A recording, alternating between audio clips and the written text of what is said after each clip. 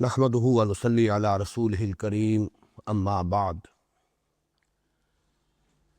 سورہ بقرہ کا دوسرا رکوع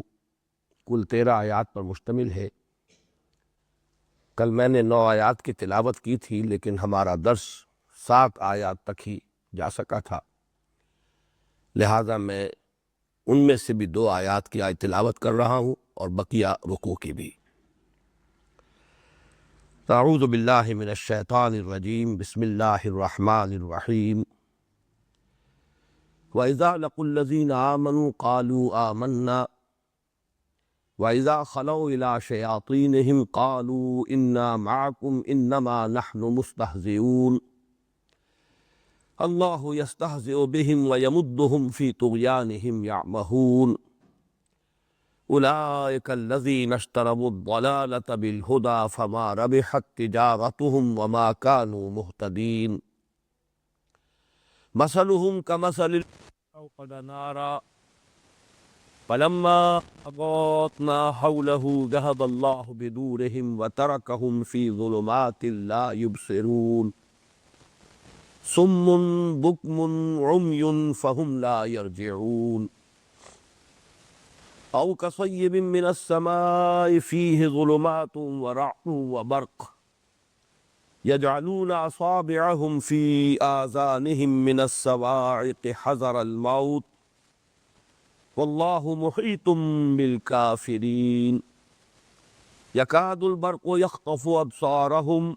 كلما أضاء لهم مشوا فيه وإذا أظلم عليهم قاموا ولو شاء الله لذهب بسمعهم وأبصارهم ان اللہ علی کل شیء قدیر۔ صدق اللہ العظیم۔ رب اشرح لی صدری ویسر لی امری واحلل عقدۃ من لسانی یفقہوا قولی۔ اللہم ربنا الہمنا رشدنا واعذنا من شرور انفسنا۔ اللہم ارنا الحق حقا وارزقنا اتباعہ وارنا الباطل باطلا وارزقنا اجتنابہ۔ اللہم انا نعوذ بک من الشک والشرک ونعوذ بک من النفاق والریاء۔ اللہم اعذنا من النفاق، اللہم اعذنا من النفاق، آمین یا رب العالمین۔ سورہ بقرہ کے دوسرے رکوع کی ابتدائی 9 آیات میں کل میں یہ عرض کر چکا ہوں کہ صراحت کے ساتھ مذکور نہیں ہے کہ یہ کن لوگوں کا تذکرہ ہے۔ تقریباً اجماع ہے مفسرین کا کہ یہاں منافقین کا تذکرہ ہو رہا ہے، اگرچہ یہاں لفظ نفاق یا منافق استعمال نہیں ہوا۔ صرف ایک منفرد رائے ہے مولانا امیر حسن اصلاحی صاحب کی کہ یہاں اصل روح سخن جو ہے وہ یہود کی طرف، بالخصوص ان کے علماء کی طرف ہے۔ میں عرض کر چکا ہوں کہ اس دوسری رائے میں بھی کافی وزن ہے۔ اگر ہم سیاق و سباق کو دیکھیں، نظم کلام کو دیکھیں، تو یہ بات بھی قوی معلوم ہوتی ہے کہ ان آیات میں اصل روح سخن یہود کی طرف ہے۔ البتہ تعویل عام کے اعتبار سے اس میں کوئی شک نہیں کہ جس بات پر تقریباً اجماع ہے مفسرین کا وہی بات درست ہے،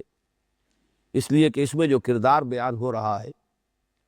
وہ 100% راست آتا ہے منافقین کے کردار پر، اور یہ میں سمجھتا ہوں قرآن مجید کا اعجاز ہے کہ ایک خاص ٹائم اینڈ سپیس کمپلیکس میں اس کا نزول ہوا،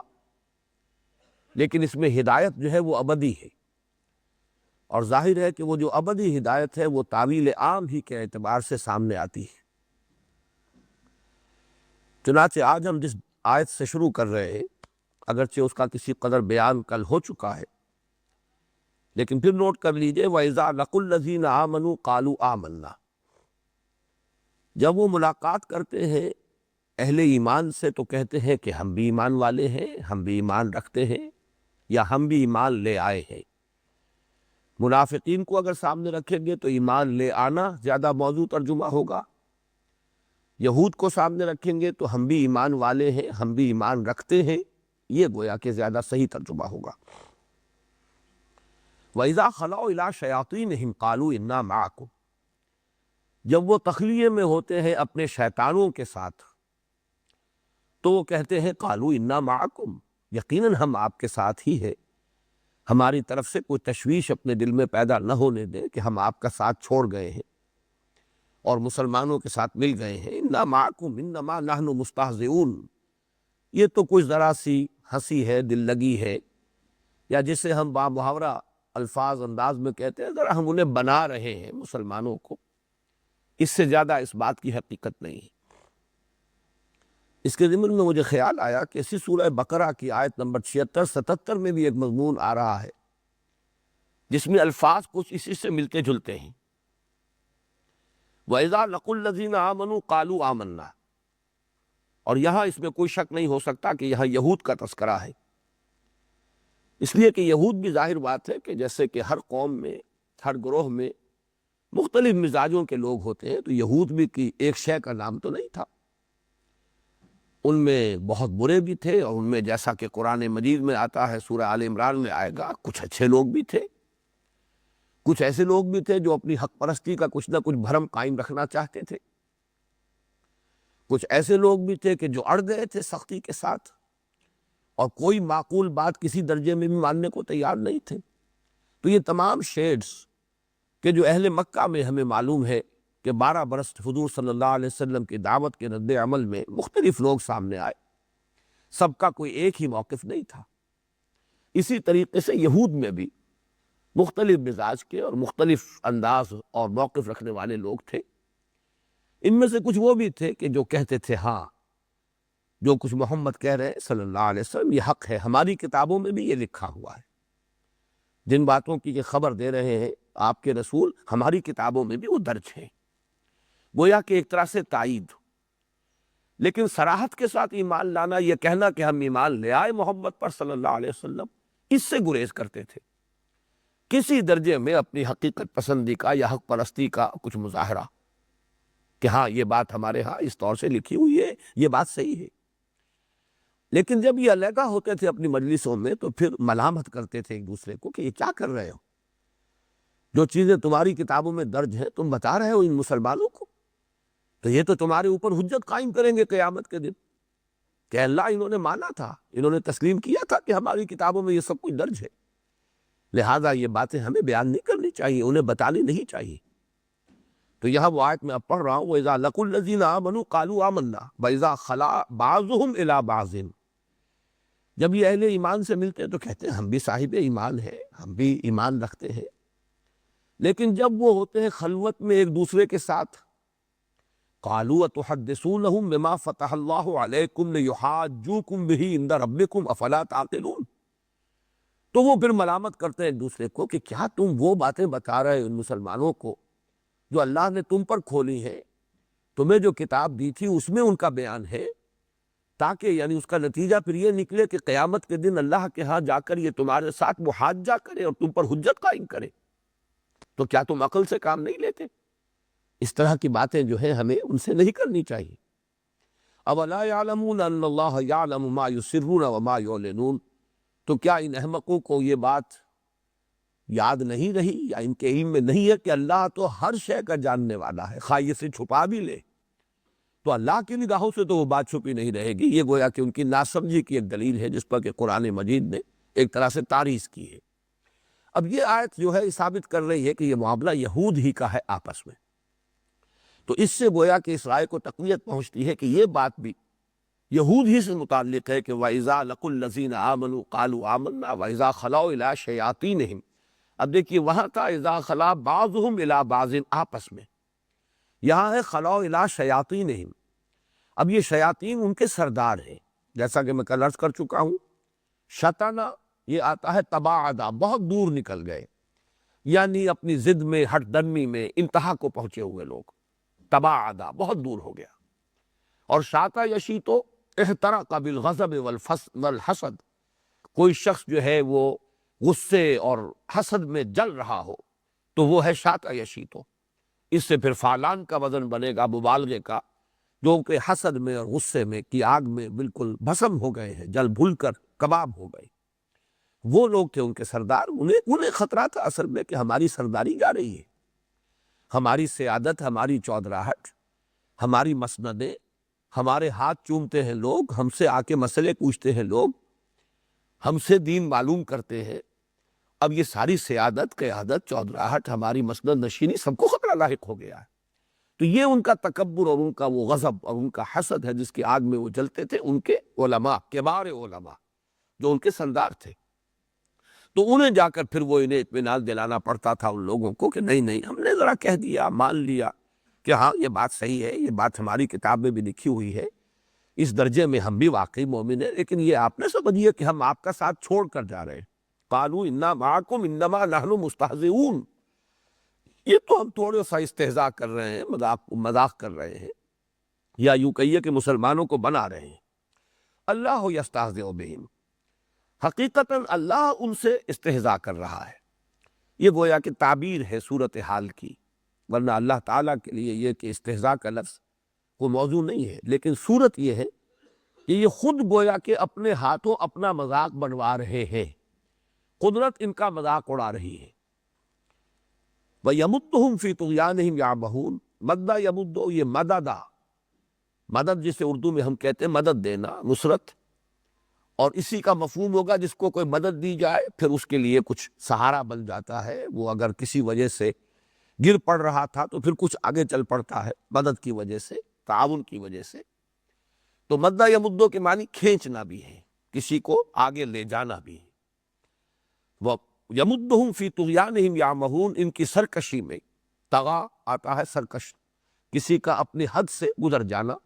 یہ طغیانی ہے۔ دریا کو اپنی موت کی طغیانیوں سے کام، کشتی کسی کی پار ہو یا درمیان رہے تو طغیانی، دریا جب اپنے حدود کے اندر بہ رہا ہے تو وہ صورت دوسری ہے، جب وہ اپنی حدود سے تجاوز کر گیا تو یہ طغیانی ہے۔ فی طغیانہم یعمہون، یعمہون کا لفظ بھی بہت اہم ہے۔ عین میم اور یہ کا مادہ آتا ہے، عین میم اور یا، یہ انسان کے نابینا ہونے کے لیے، انسان اندھا ہے، یعنی اس کی بصارت باطن ظاہری موجود نہیں ہے، آنکھوں میں نور نہیں ہے، بینائی نہیں ہے۔ یہ لفظ آگے آئے گا، یہ امیون، وہ لوگ کہ جو اندھے ہیں۔ یہ ہے عین میم ہے یا ہا، ام کے معنی ہے ایک باطنی بصیرت سے محرومی، ایک ہے بصارت ظاہری، آنکھوں سے کسی شے کا دیکھنا، ایک ہے بصیرت باطنی، دل سے کسی حقیقت کا ادراک اور شعور۔ اہل نظر ذوق نظر خوب ہے، لیکن جو شے کی حقیقت کو نہ دیکھے وہ نظر کیا۔ تو ایک ہے دل کا دیکھنا، ایک ہے آنکھوں کا دیکھنا۔ جس کی آنکھوں کی بینائی جو زائل ہو گئی وہ اعمیٰ ہے، اس کی جمع ہے امیون، اور جس کی باطنی بصیرت زائل ہو گئی ہے وہ ہے عین میم ہے، یعمہون۔ اب یہ بصیرت سے، داخلی اور باطنی بصیرت سے محروم ہو کر بڑھتے چلے جا رہے ہیں، بھٹکتے چلے جا رہے ہیں۔ یہ نوٹ کیجئے کہ اس رکوع میں 2 مرتبہ تو لا یشعرون آ چکا ہے، ایک مرتبہ لا یعلمون آ چکا ہے۔ سورہ منافقون اگر ذہن میں ہو تو لا یفقہون وہاں 2 مرتبہ آیا ہے۔ در حقیقت لا یشعرون، لا یفقہون، لا یعلمون، ان تینوں کو جمع کر دیجئے تو یہ یعمہون ہے۔ ٹامک ٹوئیاں مارتے ہوئے کوئی شخص بڑھتا چلا جا رہا ہے، اس کو نظر نہیں آ رہا ہے، شعور نہیں ہے، ادراک نہیں ہے، منزل کی خبر نہیں ہے، نہ ہاتھ باغ پہ ہے نہ پا ہے رکاب میں، لیکن انسان چلا جا رہا ہے، بڑھ رہا ہے، یہ ہے یعمہون۔ تو فرمایا وَيَمُدُّهُمْ فِي طُغْيَانِهِمْ يَعْمَهُونَ، انہیں سہارا دے رہا ہے یا ان کی رسی دراز کر رہا ہے، فوراً پکڑ نہیں رہا، اور یہ سمجھ رہے ہیں کہ ہماری یہ چال جو ہے کامیاب ہو رہی ہے۔ أُولَٰئِكَ الَّذِينَ اشْتَرَوُا الضَّلَالَةَ بِالْهُدَىٰ، یہ ہے وہ لوگ کہ جنہوں نے خرید لی ہے گمراہی ہدایت کے عوض۔ یہاں ذرا نوٹ کیجئے کہ بیع کا لفظ آتا ہے عربی زبان میں بیچنے کے لیے، بیع و شرا، بیچنا اور خریدنا، لیکن شرا جو ہے یہ دونوں معنی دے گا۔ باب افتعال میں جب آ جائے گا اشترا، تو اشترا کے معنی خریدنا، شرا یشری بیچنا، اور اشترا یشتری خریدنا، اس لیے کہ حقیقت میں یہ بیچنا اور خریدنا اصل میں ایک مبادلہ ہوتا ہے۔ جیسے کہ پہلے زمانے میں جب کہ کرنسی کا رواج نہیں تھا تو ساری تجارت جو ہے وہ مبادلے کی تھی، بارٹر کی تھی، کسی نے کھیت میں کام کیا ہے اور اس نے کوئی اگائے ہے کوئی فصل جو ہے اور اس پر محنت کر کے اناج اگایا ہے، کسی نے کرگھے پر بیٹھ کر کپڑا بنا ہے، بس وہ ضرورت کے اعتبار سے اس کا ایکسچینج کر لیتے تھے۔ اب کس کو قیمت کہیں گے اور کس کو کہیں گے کہ کموڈٹی ہے؟ اصل مال کون سا ہے، قیمت کون سی ہے؟ دونوں ہی مال بھی ہے اور دونوں ہی کموڈٹی بھی ہے۔ یہ تو بیچ میں جب کرنسی آئی ہے تو اس کا ایک مفہوم معین ہوا ہے کہ یہ خریدار ہے اور یہ بیچنے والا ہے۔ جس نے کرنسی دی ہے وہ گویا کہ خریدار ہے اور جس نے کوئی مال دیا وہ بیچنے والا ہے۔ لیکن یہ مبادلے کے اعتبار سے شرا یشری بیچنا، اشترا یشتری خریدنا، مادہ ایک ہی ہے۔ چنانچہ قرآن مجید میں سورہ بقرہ کی آیت نمبر 2 سے 6 ہم پڑھیں گے، وَمِنَ النَّاسِ مَن يَشْرِي نَفْسَهُ ابْتِغَاءَ مَرْضَاتِ اللَّهِ۔ لوگوں میں کچھ ایسے بھی ہیں کہ جو اپنی جانوں کو بیچتے ہیں اللہ کی رضا جوئی کے لیے، تن من دھن سے اللہ کی رضا کے طالب ہیں، جو کچھ اللہ نے دیا ہے وہ بھی صرف کرتے ہیں، اور جسم و جان میں جو توانائیاں ہیں صلاحیتیں ہیں انہیں بھی صرف کرتے ہیں اللہ کی رضا کے لیے، اللہ کو راضی کرنے کے لیے۔ اور دوسری طرف سورہ توبہ کی آیت نمبر 111 میں فرمایا، ان اللہ اشتری من المؤمنین انفسهم واموالهم بان لهم الجنہ۔ اللہ نے خرید لیے ہیں اہل ایمان سے ان کی جانیں بھی اور مال بھی، اس کے عوض کے ان کے لیے جنت ہے۔ تو معلوم یہ ہوا کہ یہ شرع، بیع و شرع جو ہے اللہ کے ساتھ بندے کا، اور یہ الفاظ قرآن مجید اس لیے لاتا ہے کہ یہ انسانی ذہن سے بہت قریب ہے، عام انسان بھی سمجھتا ہے۔ کہیں فرماتا ہے تجارت کا لفظ آیا ہے، جیسے کہ یہاں بھی آ رہا ہے فما ربحت تجارتہم وما کانوا مہتدین۔ اسی طریقے سورہ صف میں ہے، یا ایھا الذین آمنوا هل ادلکم علی تجارۃ تنجیکم من عذاب الیم تؤمنون باللہ ورسولہ وتجاہدون فی سبیل اللہ باموالکم وانفسکم۔ تو یہ چونکہ بہت ہی بنیادی کانسیپٹس ہیں جن کو کہ ہر شخص بآسانی سمجھ سکتا ہے، تو بجائے اس کے کہ کوئی بھاری بھرکم فلسفیانہ اصطلاحات سامنے لائی جائیں یا منطق کی کہ جو ہے گتھیاں سلجھائی جائیں، قرآن مجید نے بڑا اپنا فطری اسلوب، جیسا کہ میں تعارف قرآن میں تفصیل سے عرض کر چکا ہوں، اس نے اپنا انداز بڑا فطری رکھا ہے، بہت سادہ۔ تو وہی لفظ ہے اولئک الذین اشتروا الضلالۃ بالہدیٰ، یہ وہ لوگ ہیں جنہوں نے خرید لی ہے گمراہی ہدایت کے عوض۔ اب یہاں عام طور پر جو تصور ہے وہ تو یہ ہے کہ ایک طرف گمراہی ہے اور ایک طرف ہدایت ہے، گویا کہ انہوں نے چوائس کیا ہے، بجائے گمراہی، بجائے ہدایت کے گمراہی کو پسند کر لیا ہے۔ حالانکہ اس پر تو پھر اطلاق نہیں ہوتا بیع و شرع کا، مبادلہ تو تب ہوگا جب کوئی شے دے کر کوئی شے لی جائے۔ اسی لیے میں بار بار ترجمہ کر رہا ہوں، انہوں نے ہدایت دے کر گمراہی خریدی ہے۔ اولئک الذین اشتروا الضلالۃ بالہدیٰ، اس کا لازمی تقاضا یہ ہے کہ ہدایت ان کے پاس پہلے ہو، اور یہی نقطہ ہے جس کو میں بیان کرنا چاہتا ہوں کہ واقعتاً ہدایت آ جاتی ہے، پھر انسان اپنے تعصب کی وجہ سے، ہٹ دھرمی کی وجہ سے، اپنی حیثیت، اپنی وجاہت، اپنے اقتدار کے تحفظ کے لیے، یا ویسے ہی اپنے تعصب میں، وہ پھر اس کو رد کرتا ہے اور گمراہی خریدتا ہے۔ چنانچہ سورہ منافقون میں بڑی پیاری آیت آئی ہے۔ ویسے تو یہ کہ قرآن مجید سے ہمیں معلوم ہے کہ جب بھی کوئی حق بات انسان کے سامنے آئے، دل گواہی دے دے کہ یہ حق ہے، اس کو قبول کرنے میں اور اس کا اعتراف کرنے میں عافیت ہے۔ اگر انسان حق کو پہچاننے کے بعد اسے رد کرتا ہے کسی تعصب کی وجہ سے، کسی مصلحت کی وجہ سے، کسی ہٹ درمی کی وجہ سے، تو گویا کہ اس نے اپنے آپ کو جان بوجھ کر محروم کیا ہے، اور یہی پروسیس ہے جو آگے بڑھ کر پوائنٹ آف نو ریٹرن تک انسان کو لے جاتا ہے کہ پھر اس میں حق کو پہچاننے کی صلاحیت ہی باقی نہیں رہتی، استعداد ہی سلب ہو جاتی۔ لیکن یہ بات قرآن مجید کی نص سے بھی ثابت ہے۔ منافقین کے بارے میں فرمایا ذالک بانہم آمنوا ثم کفروا فطبع علی قلوبہم فہم لا یفقہون، یہ اس لیے کہ وہ ایمان لائے تھے، ہدایت آ گئی تھی ان کے پاس۔ ذالک بانہم آمنوا ثم کفروا، پھر انہوں نے کفر کیا۔ تو یہ ہے در حقیقت انہوں نے ایمان جو مل چکا، دل میں بات اتر چکی، حق منکشف ہو چکا، دل نے اسے قبول کر لیا۔ ذالک بانہم آمنوا ثم کفروا فطبع علی قلوبہم فہم لا یفقہون، تو ان کے دلوں پر مہر کر دی گئی اور اب وہ تفقہ سے خالی ہو چکے۔ یہ میں بار بار اس لیے بیان کر رہا ہوں کہ یہ قانون ہدایت و ضلالت قرآن کا بار بار آتا ہے قرآن میں، اور اس میں انسان ذرا سا اگر اس کے جو دونوں پہلو ہیں ان کو سامنے نہ رکھے تو اشکالات پیدا ہو جاتے. اللہ نے مہر کر دی تو اب وہ کیسے سمجھ سکتے تھے؟ ان کا کیا قصور ہے؟ اللہ ابتداءً مہر نہیں کرتا، بلکہ یہ کہ جب انسان حق کو رد کرتا ہے پہچاننے کے بعد اس کی سزا کے طور پر، اور وہ بھی ایک دم نہیں، رفتہ رفتہ تدریجاً، جب آدمی اس پر اصرار کرتا ہے، اس پر اڑتا ہے، اسی پر اپنے طرز عمل کو مسلسل قائم رکھتا ہے، تو پھر ہوتے ہوتے تدریجاً وہ جو استعداد ہے حق کو پہچاننے کی وہ سلب ہو جاتی ہے، جس کا آخری درجہ یہ ہے کہ ختم اللہ علی قلوبہم وعلی سمعہم وعلی ابصارہم غشاوہ ولہم عذاب عظیم. اولئک الذین اشتروا الضلالۃ بالہدی فما ربحت تجارتہم. تو کچھ فائدہ نہ پہنچایا انہیں ان کی تجارت نے، کچھ نفع بخش نہ ہوئی ان کی تجارت. وما کانوا مہتدین، اور نہ ہوئے وہ ہدایت یافتہ اور ہدایت پانے والے. یہاں پر بھی نوٹ کیجئے،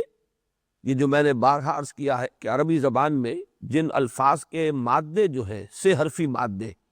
وہ قریب ہوتے ہیں ان کے مفہوم میں بھی قرب ہوتا ہے. یہ ہے را با حا، ربح ہے، ربحت نفع ہونا، بڑھوتری ہونا، کسی چیز کے اندر اضافہ ہونا، منفعت بخش ہونا. را با اور وا ربا، ربا کے معنی بھی بڑھنا ہے، اس کے اندر بھی نشو و نما پانا، اضافہ ہو جانا، بڑھ جانا. اگرچہ وہ ربا خاص طور پر جو ہے وہ مختص ہو گیا ہے اس حرام شے کے لیے، وہ اضافہ حرام ذریعے سے ہو رہا ہے، وہ ربا ہے، وہ حرام ہے اور اللہ تعالیٰ کے غضب کو بھڑکانے والا ہے.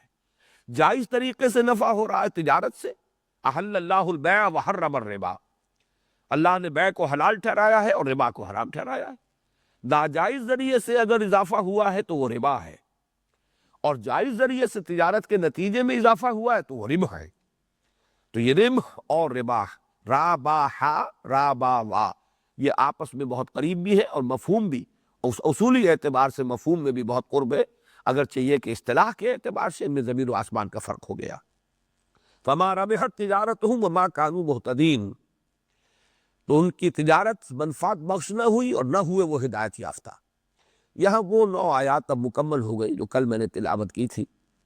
اب بقیہ جو 4 آیات ہیں اس رکوع کی، ان میں 2 تمثیلیں آ رہی. ان 2 تمثیلوں کے بارے میں بھی 2 آراء ہیں. ایک رائے یہ ہے کہ یہ دونوں تمثیلیں منافقین ہی سے متعلق ہیں، لیکن ان کے شیڈز ہیں. ایک نفاق کی ایک آخری منزل کو پہنچ چکا ہے، اس کی مثال ہے، اور ایک ابھی درمیان میں ہے. کچھ اس کے اندر ابھی اس کا امکان ہے کہ وہ واپس لوٹ آئے اور اپنے اس روگ کا وہ دعویٰ کر لے اور علاج کر لے تو رجوع کر سکے. اور ایک رائے یہ ہے کہ اصل میں جو پہلی تمثیل ہے وہ جو اس سورہ مبارکہ کے پہلے رکوع کے آخر میں جن کا تذکرہ ہوا ہے، ان الذین کفروا سواء علیہم انذرتہم ام لم تنذرہم لا یؤمنون ختم اللہ علی قلوبہم وعلی سمعہم وعلی ابصارہم غشاوہ ولہم عذاب عظیم. گویا کہ 2 قسم کے کفر ہیں کہ جن کو بیان کیا گیا. ایک کفر وہ جو پہلے رکوع کی آخری 2 آیات میں آیا، ایک کفر یہ کہ مانن تو کفر ہے لیکن دعویٰ ایمان کا ہے. وَمِنَ النَّاسِ مَن يَقُولُ آمَنَّا بِاللَّهِ وَبِالْيَوْمِ الْآخِرِ وَمَا هُم بِمُؤْمِنِينَ. تو حقیقت میں تو یہ بھی کفر ہے. تو گویا کہ کفر کے ان 2 شیڈز کے لیے، 2 درجوں کے لیے یہ 2 تمثیلیں آئی ہیں. یہ دونوں آراء ہیں. میں ابھی تفصیل سرچ کروں گا کہ چونکہ زیادہ رجحان یہی ہے کہ یہ دونوں تمثیلیں ہیں نفاق ہی کے 2 درجات کے لیے. تو اس کے لیے میں مناسب سمجھتا ہوں کہ یہ بات آپ کے سامنے رکھ دوں کہ نفاق کے درجات وہ کون سے ہیں. اس کا ہلکا سا ایک خاکہ آپ کے سامنے آ جانا چاہیے تاکہ ان دونوں تمثیلوں کی اصل حقیقت جو ہے وہ پوری طرح واضح ہو سکے. دیکھیے، سب سے پہلے تو یہ کہ کل مجھے چاہیے تھا کہ میں بیان کر دیتا، بات رہ گئی. نفاق کا لفظ بنا کہاں سے ہے؟ اس کا مادہ نون فا قاف. نون فا قاف سے 2 الفاظ ذہن میں رکھیے. نفقن، نفقن کہتے ہیں سرنگ کو. سرنگ جو پچھلے زمانے میں بنتی تھی کہ محل ہے اور محل کے اندر جو بھی بادشاہ ہے یا جو کوئی بڑی شخصیت ہے اس کو چونکہ اندیشہ ہوتا ہے کسی وقت باہر سے اگر محاصرہ کر لیا جائے، غنیم جو ہے محل کا قلعے کا محاصرہ کر لے اور مقابلے کی صورت باقی نہ رہے، امکان نہ رہے،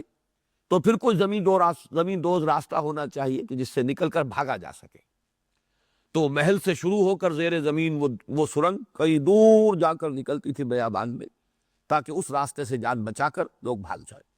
یہ ہے نفق سرنگ۔ اسی طرح نافقہ، یہ عرب کہتے تھے گوہ کے بل کو۔ گوہ ایک جانور ہے جس کا گوشت بھی کھایا جاتا ہے عرب میں، اور وہ ایک بل بنا کر، بھٹ بنا کر رہتا ہے زیر زمین، لیکن اس کو بھی اللہ نے سمجھ لی ہے۔ اس کا شکار کرتے تھے اہل عرب کتوں کے ذریعے، شکاری کتوں کے ذریعے سے۔ تو گوہ کو اتنی سمجھ تھی کہ وہ اپنے بل کے یا اپنے بھٹ کے دو دروازے رکھتا تھا، ایک ادھر ایک ادھر۔ ادھر سے کتا داخل ہو تو ادھر سے نکل کر بھاگے، اور ادھر سے کہیں خطرہ ہو تو ادھر سے نکل کر بھاگ جائے۔ تو یہ دونوں لفظ جو ہے ان کی اصل حقیقت جو ہے اس کو سامنے رکھیے۔ تحفظ ذات، اپنا بچاؤ، اپنی حفاظت، جو میں نے کل کہا تھا، جان و مال، حب دنیا، حب مال، اہل و عیال کی محبت۔ قل ان کان آباؤکم وابناؤکم واخوانکم وازواجکم وعشیرتکم واموال اقترفتموها وتجارۃ تخشون کسادها ومساکن ترضونها احب الیکم من اللہ ورسولہ وجہاد فی سبیلہ فتربصوا حتی یاتی اللہ بامرہ واللہ لا یہدی القوم الفاسقین۔ یہ ہے اصل میں نفاق، اپنی جان مال کی حفاظت، اس کو بچا بچا کے رکھنا۔ علامہ اقبال کے اس شعر کے بالکل برعکس کہ تو بچا بچا کے نہ رکھ اسے، تیرا آئینہ ہے وہ آئینہ کہ شکستہ ہو تو عزیز تر ہے نگاہ آئینہ ساز میں۔ یہ جو نفاق ہے، اب اس کے 4 درجے سمجھ لینے چاہیے، اگرچہ ایک درجے جو پہلا درجہ ہے اس پر لفظ نفاق کا اطلاق بھی صحیح نہیں ہے۔ وہ ضعف ایمان کی ایک کیفیت ہے، جیسا کہ میں کل عرض کر چکا ہوں۔ فطرت انسانی جو ہے وہ خیر کو پسند کرتی ہے۔ ذرا سی بھی فطرت کسی کی ابھی جان ہے اس میں تو خیر کی طرف لپکتی ہے۔ اس اعتبار سے بہت سے لوگ دین کو قبول کر لیتے ہیں، حق کو تسلیم کر لیتے ہیں، بات اچھی ہے، صحیح ہے، معقول ہے، دل کو لگتی ہے، اور ہمارا دل گواہی دیتا ہے کہ حق قبول کر لیجئے۔ لیکن سب لوگ اپنی عظیمت اور ہمت کے اعتبار سے برابر نہیں ہوتے۔ نہ ہر زن دنستو نہ ہر مرد مرد خدا پن جنگوش یکساں نہ کرت۔ کچھ لوگ تو وہ ہوتے ہیں کہ جو با ہمت ہے، صاحب عظیمت ہے، ہر چہ بادہ ماں کشتی درآب انداختے، وہ اس کیفیت کے ساتھ ایمان لاتے، اب جو ہو سو ہو، کوئی پرواہ نہیں، جو قربانی دینی پڑے، جو تکلیف آئے، جس امتحان میں سے گزرنا پڑے، جس کٹھالی میں کودنا پڑے، تیار ہے۔ واپس نہیں پھیرا کوئی فرمان جنوں کا، تنہا نہیں لوٹی کبھی آواز جرس کی، خیریت جاں راحت تن صحت دامہ، سب بھول گئی مصلحت اہل ہوس کی۔ یہ ایک کردار ہے۔ دوسرا کردار وہ ہے کہ اس میں کمی ہے، ہمت کی کمی ہے، عظیمت اتنی نہیں ہے، چلنا بھی چاہتے ہیں لیکن ایک طرح سے سمجھیے کہ ہمت ساتھ نہیں دے رہی، حوصلہ جو ہے وہ ساتھ نہیں دے رہا۔ جب وقت آتا ہے امتحان کا، آزمائش کا، کچھ ٹھٹک کر رہ جاتے ہیں، اعصاب ڈھیلے پڑ جاتے ہیں، نیوستھیمیا کسی کیفیت ہو جاتی ہے، ایسے لوگ بھی ہیں۔ اب یہ لوگ ہیں در حقیقت جن کے بارے میں اس کیفیت کا نام ہے جس کو قرآن نے کہا ہے مرض، یہ روگ ہے، یہ بیماری ہے۔ جیسے کہ جسمانی اعتبار سے تمام لوگ برابر نہیں ہیں، کچھ قوی ہیں، کچھ ضعیف ہیں، اسی طریقے سے قوت ارادی جو ہے انسان کی، یہ مانوی جو اس کی شخصیت ہے، اس کے اندر بھی قوی ہمت والے لوگ بھی ہیں، قوی الہمت اولو العزم، اور ضعیف الہمت لوگ بھی ہیں۔ ان لوگوں کا یہ ہے کہ اگر کبھی ایسا مسئلہ آیا وہ پیچھے رہ گئے، یا جو تقاضا تھا اس کو قبول نہ کر سکے، لیکن یہ کہ وہ مانتے رہے کہ صاحب ہم سے کمزوری ہوئی ہے، ہم ہمت نہیں کر سکے، کوتاہی ہوئی ہے، تقصیر ہے، اگر اس کا اعتراف ہو رہا ہو تو یہ نفاق نہیں ہے، یہ بس ضعف ایمان کی ایک کیفیت ہے، ایمان کی کمزوری کی ایک کیفیت ہے، نفاق نہیں ہے۔ البتہ یہ کہ یہ انسان کی، اب میں طبیعت کا لفظ استعمال کر رہا ہوں، فطرت نہیں، طبیعت کا یہ بھی تقاضا ہے عزت نفس، جس کو کہ سورہ بقرہ ہی میں ہم پڑھیں گے، وَإِذَا قِيلَ لَهُ اتَّقِ اللَّهَ أَخَذَتْهُ الْعِزَّةُ بِالْإِثْمِ۔ ایسا بھی ہوتا ہے کہ کسی شخص کی کسی غلطی کو اگر اس کے سامنے بیان کیا جائے اور اس کو متنبہ کیا جائے اور کہا جائے کہ اللہ کا خوف کرو، تقوی اختیار کرو، مانو کہ تم سے یہ غلطی ہوئی ہے، تو وہ جھوٹی انا اور جھوٹی عزت نفس جو ہے وہ اس کو قابو میں کر لیتی ہے اور وہ اپنی بات کو تسلیم نہیں کرتا۔ اخذت العزت بالاسم، وہ عزت نفس، وہ جھوٹی انانیت جو ہے وہ اسے گناہ کے اوپر جما دیتی ہے۔ یہ کیفیت جو ہے، یہ طبیعت کی، میں اب فطرت کی طرف اس کو منسوب نہیں کر رہا، یہ طبع انسانی کا ایک تقاضا ہوتا ہے۔ تو بہت دفعہ جب انسان کہتا ہے کہ مجھ سے خطا ہوئی، مجھ سے غلطی ہوئی، میں تسلیم کرتا ہوں، ایک وقت میں آتا ہے کہ بجائے اس کے کیوں نہ جھوٹا بہانہ بنا دیا جائے۔ اجی نہیں، ایسی بات نہیں ہے، میں تو مجبوری ہو گئی تھی، میں تو بالکل چلنے کے لیے تیار تھا، لیکن یہ کہ عین وقت پر یہ معاملہ ہو گیا ہے، میری اس کے اندر میری کوئی تقصیر نہیں ہے، کوتاہی نہیں ہے، بلکہ یہ تو ایک حادثہ ہے جو ہو گیا میرے ساتھ۔ یہاں سے اب نفاق کا آغاز ہوتا ہے۔ جھوٹ اصل میں نفاق کے ساتھ، اس کا چولی دامن کا ساتھ ہے۔ چنانچہ سورہ منافقون کی پہلی آیت میں بھی وہی لفظ آیا، جھوٹ۔ اذا جاءک المنافقون قالوا نشهد انک لرسول اللہ واللہ یعلم انک لرسولہ واللہ یشہد ان المنافقین لکاذبون۔ اور کل جو آیات ہم پڑھ چکے ہیں ان میں بھی یہ لفظ آ چکا ہے کہ ان کے لیے عذاب ہے دردناک، وَلَهُمْ عَذَابٌ عَلِيمٌ بِمَا كَانُوا يَكْذِبُونَ، بس سبب اس کے کہ وہ جھوٹ بولتے رہے یا جھوٹ کہتے رہے۔ یہ جھوٹ کا چولی دامن کا ساتھ ہے۔ جہاں جھوٹے بہانے بنانے شروع کیے، اب نفاق کی پہلی منزل آ گئی۔ دوسری منزل یہ ہوتی ہے جب کہ انسان متواتر جھوٹے بہانے بناتا رہے تو خود اس کو یہ احساس ہونے لگتا ہے کہ اب لوگ کچھ زیر لب مسکراتے ہیں میری بات پر، میرا جھوٹ ان پر کھل چکا ہے۔ اب وہ اپنے اس سٹیٹمنٹ میں تاکید اور زور پیدا کرنے کے لیے جھوٹی قسم کھاتا ہے۔ خدا کی قسم میں جو کہہ رہا ہوں یہ صحیح ہے، میں نے واقعتاً مجبوری تھی، میرے لیے یہ مشکل پیش آ گئی تھی۔ تو قسمیں کھا کھا کر جب اب وہ اپنے آپ کو بچانے کی کوشش کرتے ہیں، چنانچہ یہ بھی سورہ منافقون میں آیت موجود ہے، اتخذوا ایمانہم جنۃ فصدوا عن سبیل اللہ، انہوں نے اپنی قسموں کو اپنی ڈھال بنا لیا ہے۔ یعنی لوگوں کے اعتراضات آ رہے ہیں، بھائی کیا ہوا تمہیں، کیا بات ہے فلاں موقع کے اوپر تم نظر نہیں آئے، فلاں موقع تھا بڑا اہم تھا دین کے لیے، اس دعوت کے لیے، اس تحریک کے لیے بہت فیصلہ کن مرحلہ تھا، اور تم اس وقت جو ہے کہیں دبک گئے ہو، کہیں سامنے نظر نہیں آئے ہو۔ تو وہ جھوٹی قسموں کو ڈھال بنائیں گے ان اعتراضات اور جو جواب طلبیہ ہوتی ہے نظم جماعت کی طرف سے، اس سے اپنے آپ کو بچانے کے لیے۔ اتخذوا ایمانہم جنۃ، انہوں نے قسموں کو ڈھال بنا لیا۔ اور کل بھی میں نے وہ آیت آپ کو سنائی تھی کہ یحلفون علی الکذب، الم تر الی الذین تولوا قوما غضب اللہ علیہم ما هم منکم ولا منہم یحلفون علی الکذب وہم یعلمون، وہ جان بوجھ کر جھوٹ پر حلف اٹھاتے ہیں، جھوٹی قسم کھاتے ہیں جان بوجھ کر۔ یہ گویا کہ اس مرض نفاق کی اب دوسری سٹیج ہوئی۔ نوٹ کیجئے، میں نے پہلی بات کو نفاق نہیں کہا، ضعف ایمان کی کیفیت ہے وہ۔ نفاق کا جو آغاز ہوا جبکہ جھوٹا بہانا شروع ہو جائے۔ اور یہاں میں پھر ذرا ریفر کر دوں کہ میں نے جو شروع میں تعارف قرآن کے ضمن میں چند باتیں عرض کی تھی، اور مولانا مودودی مرحوم کے حوالے سے میں نے ایک بات آپ کو بتائی تھی کہ فہم قرآن کے ضمن میں بہت ہی قیمتی بات ہے جو انہوں نے تفہیم القرآن کے دیباچے میں لکھی ہے، کہ قرآن مجید کے بہت سے حقائق جو ہیں سمجھ میں نہیں آ سکتے جب تک کہ قرآن جو دین کا تحریکی تصور ہے وہ سامنے نہ ہو۔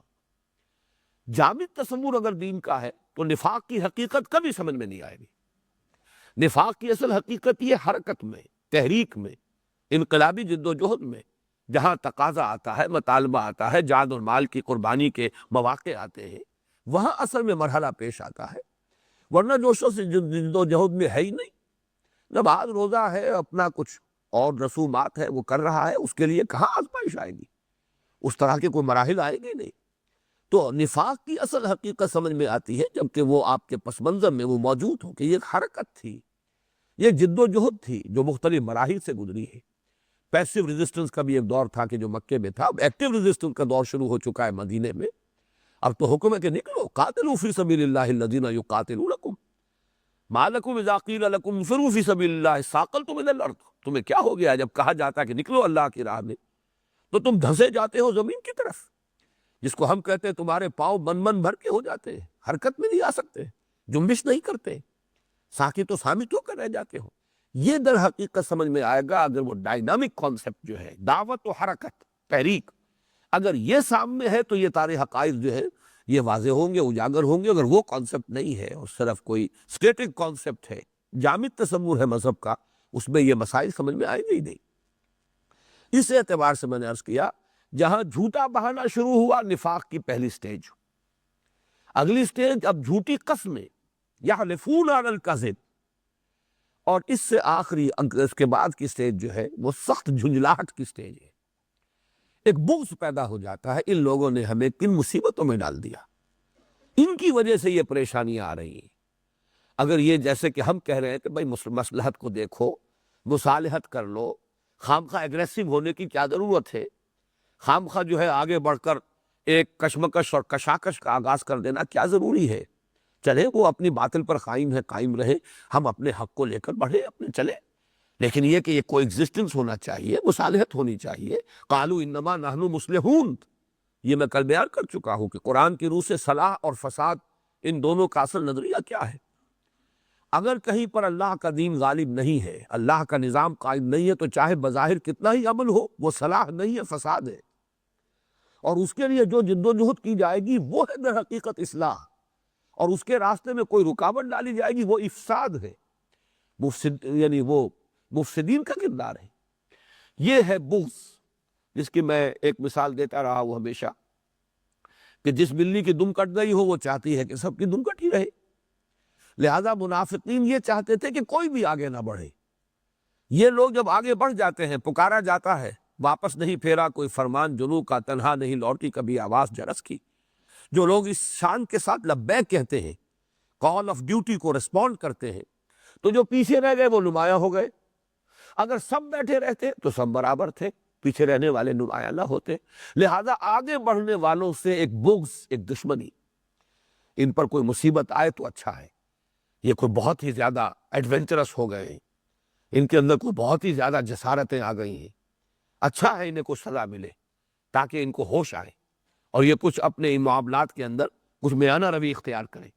یہ جو ہے بغض اور دشمنی اور شقاق، یہ پھر آخری سٹیج ہے جس پر جا کر گویا کہ اسی درجے کو انسان پہنچ جاتا ہے کہ ختم اللہ علی قلوبہم وعلی سمعہم وعلی ابصارہم غشاوہ ولہم عذاب عظیم۔ یہ چار سٹیجز اگر سامنے رکھیں گے تو اب ذرا ان دو تمثیلوں پر غور کیجئے۔ مثلہم کمثل الذی استوقد نارا، ان کی مثال اس شخص کی سی مثال کے مانند ہے۔ مثال کہتے ہیں کسی چیز کے اندر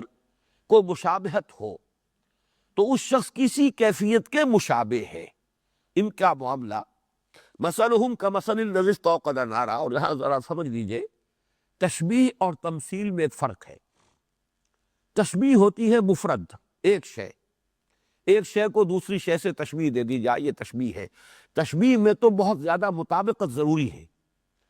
تمثیل جو ہے وہ مرکب تشبیہ ہوتی ہے، ایک سچویشن کو دوسری سچویشن کے مشابہ سامنے رکھ دیا جائے، اس میں تمام اجزاء کی مطابقت جو ہے وہ لازم نہیں ہوتی، اس کا جو سم ٹوٹل ہے، اس کا جو مجموعی ایفیکٹ ہے وہ مشابہ ہو جانا چاہیے۔ جو مشبہ لہو ہے، جس کے لیے تشبیہ دی جا رہی ہے، اس کے ساتھ ایک بحیثیت مجموعی اس کی مشابہت قائم ہو جائے، بس۔ ضروری نہیں ہے کہ اس کے تمام اجزاء جو ہے وہ اس سے ہر جز جو ہے مشبہ بہی اور مشبہ لہو کے تمام اجزاء ایک دوسرے کے ساتھ پوری طریقے سے کورسپونڈ کر رہے، یہ لازم نہیں۔ تو تمثیل اور تشبیہ کے اس فرق کو ذہن میں رکھیے۔ ایک سچویشن بحیثیت مجموعی اس کا ایک تاثر سامنے آ رہا ہے اور اس کے اندر مشابہت ہے ان کی جو باطنی کیفیت ہے اس کے ساتھ۔ مثلہم کمثل الذی استوقد نارا،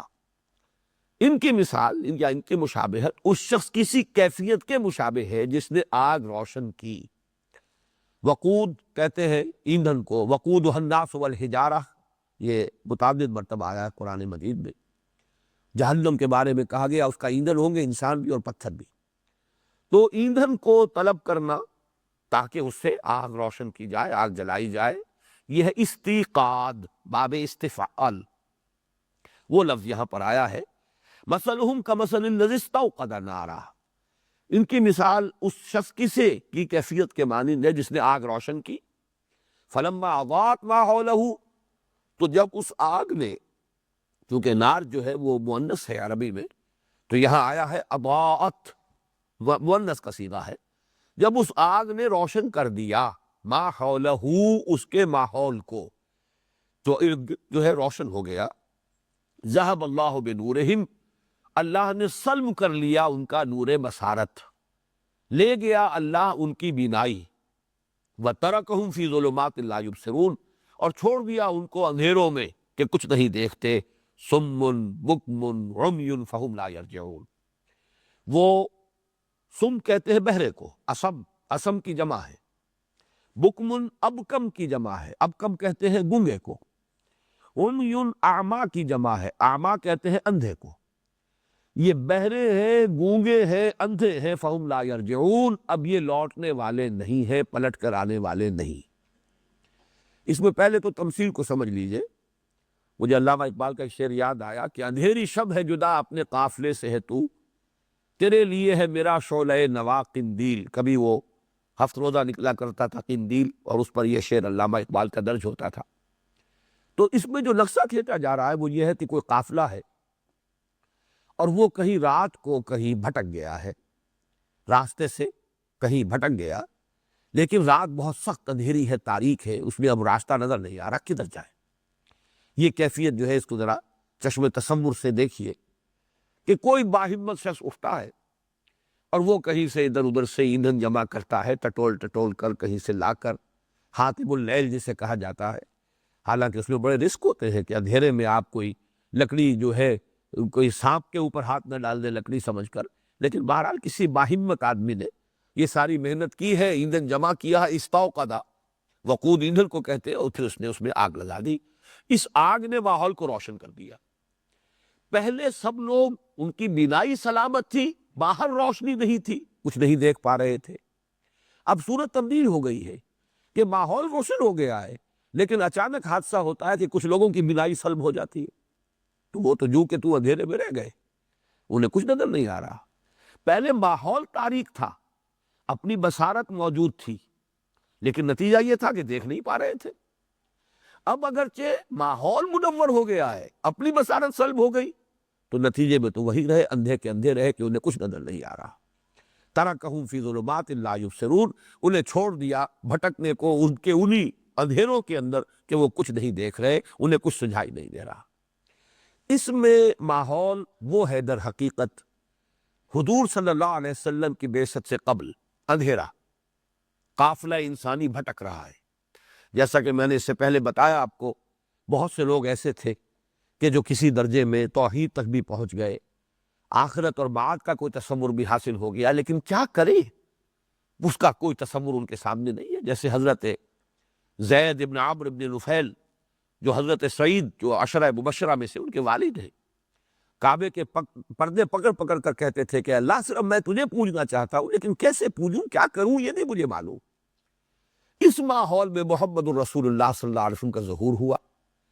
آپ نے ماحول کو منور کر دیا. اب راستہ نظر آ رہا ہے، ماحول منور ہو چکا ہے، آفتاب رسالت طلوع ہو گیا. لیکن کچھ لوگوں کی بینائی سلب ہو گئی، حسد کی وجہ سے، بغض کی وجہ سے.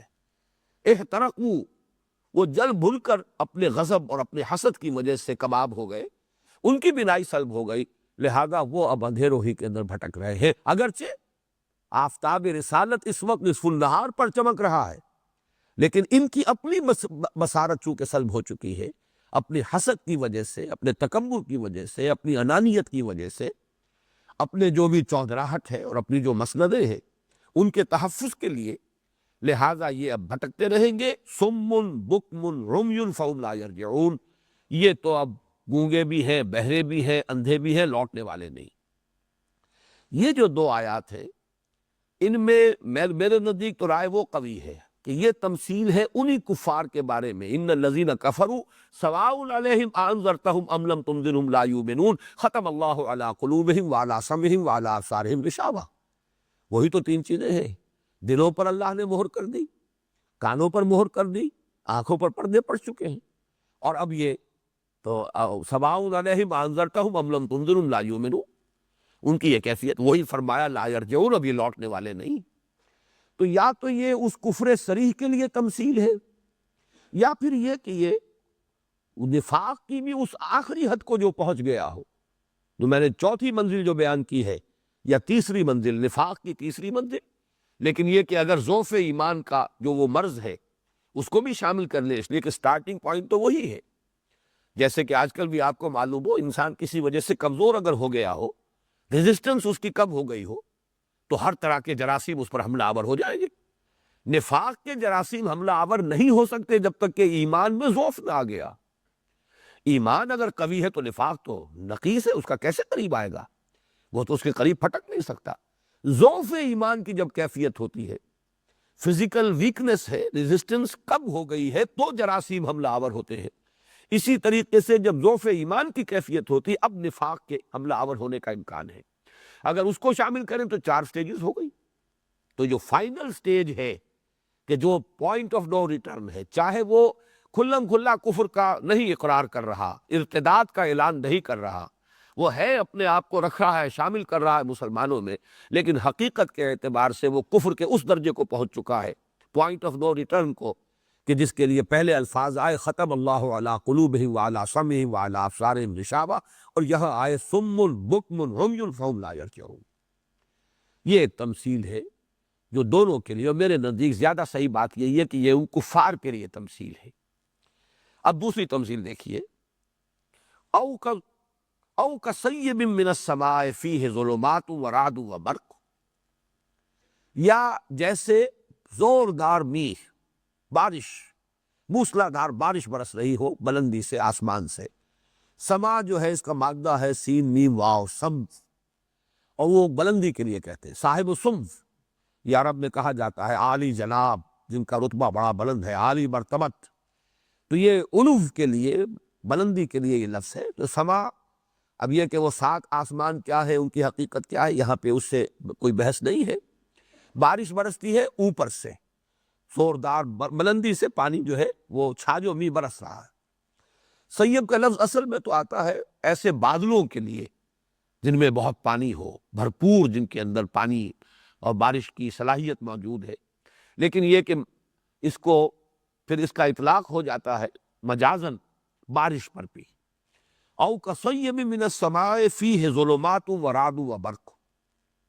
یا جیسے بارش ہو رہی ہو آسمان سے یا بلندی سے، بڑی زوردار بارش، فیہ ظلمات، اس میں اندھیرے بھی ہے، ورعد، اور کڑک ہے، وبرق، اور بجلی چمک رہی ہے، یعنی ایک طوفانی کیفیت۔ یہاں بھی یوں سمجھیے کہ ایک قافلہ ہے کہ جو کسی اندھیری شب میں ایک طوفان میں گھر گیا ہے، بارش ہے زوردار اور کڑک ہے، اور بجلی کبھی کبھی چمکتی ہے۔ بجلی چمکتی ہے تو کچھ نہ کچھ نظر آتا ہے، دائیں کیا ہے، بائیں کیا ہے، سامنے کیا ہے، ادھر یہ درخت ہے، ادھر پہاڑ ہے، ادھر یہ ہے، لیکن یہ کہ وہ تو ایک انسٹنٹینیس ہے، وہ ایک بجلی چمکی تو کوئی نظر آ گیا، اس کے بعد فوراً جو ہے وہ تو ایک لمحے کے اندر ہی پھر وہ بجلی ختم ہو گئی۔ اس پوری تصویر کو ایک بحیثیت ایک مجموعے کے ذہن میں رکھیے۔ یجعلون اصابعهم فی آذانہم من الصواعق حذر الموت، وہ ڈال رہے ہیں اپنی انگلیاں اپنے کانوں میں، صاعقہ کہتے ہیں بہت بڑی کڑک، اور پھر اس کڑک سے بے ہوش ہونے پر بھی، صاعقہ موسیٰ، خر موسیٰ صاعقہ، یہ لفظ آیا ہے قرآن مجید میں سورہ اعراف میں، تو کسی بڑے کڑک کی وجہ سے، آواز کی وجہ سے انسان بے ہوش ہو جائے، اس کے لیے بھی، بے ہوشی کے لیے بھی یہ لفظ موجود ہے۔ تو من الصواعق، وہ جو کڑک اور گرج ہے، اس سے حذر الموت، موت کے خوف سے، یعنی کڑک اور آواز جو ہے، جیسا کہ آپ کو معلوم ہے کہ قیامت کے لیے بھی سورہ اسرافیل ہے جس کی وجہ سے کہ قیامت آئے گی، وہ آواز ہی ہے در حقیقت، کھڑکھڑانے والی آواز، القارعہ مالقارعہ وما ادراک مالقارعہ، اور وہ آواز ہی ہے کہ جو ہلاکت کا ذریعہ بنے گی۔ تو ان کڑاکوں کی وجہ سے، کڑکوں کی وجہ سے جان کا جو خوف ان کو لاحق ہو گیا، اس کی وجہ سے اپنے کانوں کے اندر انگلیاں ٹھوسے ہوئے ہیں۔ واللہ محیط بالکافرین، حالانکہ اللہ تعالیٰ تو ان کافروں کا احاطہ کیے ہوئے ہے، اللہ تعالیٰ کی پکڑ سے تو نکلنے والا کوئی ہے نہیں، اگر موت کا وقت آ ہی گیا ہے تو وہ تو آ ہی جائے گی، چاہے آپ نے کانوں میں کتنی ہی انگلیاں ٹھوس کی ہوں۔ یہ ایک جملہ معترضہ ہے کہ یہ بھی در حقیقت ایک بزدلی کی سی کیفیت ہے، وہ ضعف ارادہ، اسی کی ایک کیفیت یہ ہے کہ ان کا نقشہ کھینچا جا رہا ہے کہ جیسے کانوں میں انگلیاں ٹھوسے ہوئے، خوف سے تھر تھر کانپ رہے۔ اب آ رہا ہے اصل میں، یکاد البرق یخطف ابصارہم، قریب ہے کہ بجلی کی جو چمک ہے وہ اچک لے جائے ان کی بصارت کو، قریب ہے، لیکن یہ کہ ایسا ابھی ہوا نہیں ہے۔ یکاد البرق یخطف ابصارہم، یہ وہ درمیانی سٹیج کی بات ہو رہی ہے جبکہ ابھی بینائی سلم نہیں ہوئی. ویسے یہ کہ اللہ چاہے تو ان کی بینائی سلب کر لے، وہ آگے آ جائے گا، لیکن اس وقت تک جو کیفیت ان کی ہے وہ یہ ہے کہ بینائی سلب نہیں ہوئی ہے. یکاد البرق یخطف ابصارہ، قریب ہے کہ بجلی ان کی بینائی کو اچک لے جائے. کلما اضاء لهم مشوا فیہ، جب جب اس کے لیے ان کے لیے وہ روشنی کر دیتی ہے، اس بجلی کی وجہ سے، برق کی وجہ سے روشنی ہوتی ہے، مشوا فیہ، اس میں کچھ چل لیتے ہیں، کچھ چل پھر لیتے ہیں، کچھ آگے بڑھ لیتے ہیں، کچھ حرکت ہو جاتی ہے. وَإِذَا أَظْلَمَ عَلَيْهِمْ قَامُوا، اور جب پھر تاریکی ہو جاتی ہے اس پر تو کھڑے کے کھڑے رہ جاتے ہیں، ٹھٹک کر کھڑے ہو کر رہ جاتے ہیں. وَلَوْ شَاءَ اللَّهُ لَذَهَبَ بِسَمْعِهِمْ وَأَبْصَارِهِمْ، اور اگر اللہ چاہتا، اگر اللہ چاہے تو لے جائے، سلب کر لے ان کی بھی بصارت کو بھی اور سماعت کو بھی. ان اللہ علی کل شیء قدیر، یقیناً اللہ ہر چیز پر قادر ہے. یعنی اللہ قادر ہے، لیکن اللہ کی سنت یہ نہیں ہے. جو اس کیفیت میں مبتلا رہنا چاہتے ہیں، نیمے دروں نیمے بروں، اس تمثیل کے اندر آپ نے دیکھا کہ نقشہ کھینچا گیا ہے وہ کچھ کمزور، کم ہمت، بزدل، ضعف ارادہ کے مریض، ان کا نقشہ کھینچا گیا ہے. اور جیسا کہ میں نے ابھی عرض کیا اور مولانا مودودی کا حوالہ دیا کہ یہ جو حرکت ہے، تحریک ہے، دعوت ہے، بالخصوص انقلابی دعوت، جیسا کہ میں کل عرض کر چکا ہوں، اس میں قدم قدم پر امتحان ہے، آزمائش ہے، ابتلا ہے. جان و مال کھپانے کا مطالبہ ہو رہا ہے، آؤ میدان میں نکلو، اللہ کی راہ میں نکلو، قربانیاں دو، اپنا وقت صرف کرو. اور ٹائم از منی، وقت ہی دولت ہے. جب آدمی سے وقت کا تقاضا کیا جاتا ہے تو وہ بھی گرا گزرتا ہے، شاق گزرتا ہے. گھریلو معاملات ہیں، اہل و عیال پر جو توجہ ہو سکتی تھی جس وقت میں، وہی وقت اگر اس دعوت اور تحریک کے لیے انسان لگا رہا ہے تو گھر میں بھی ایک بے چینی اور ایک طرح کے شکوہ اور شکایت کی کیفیت پیدا ہوتی ہے. وہ ایک اور امتحان ہے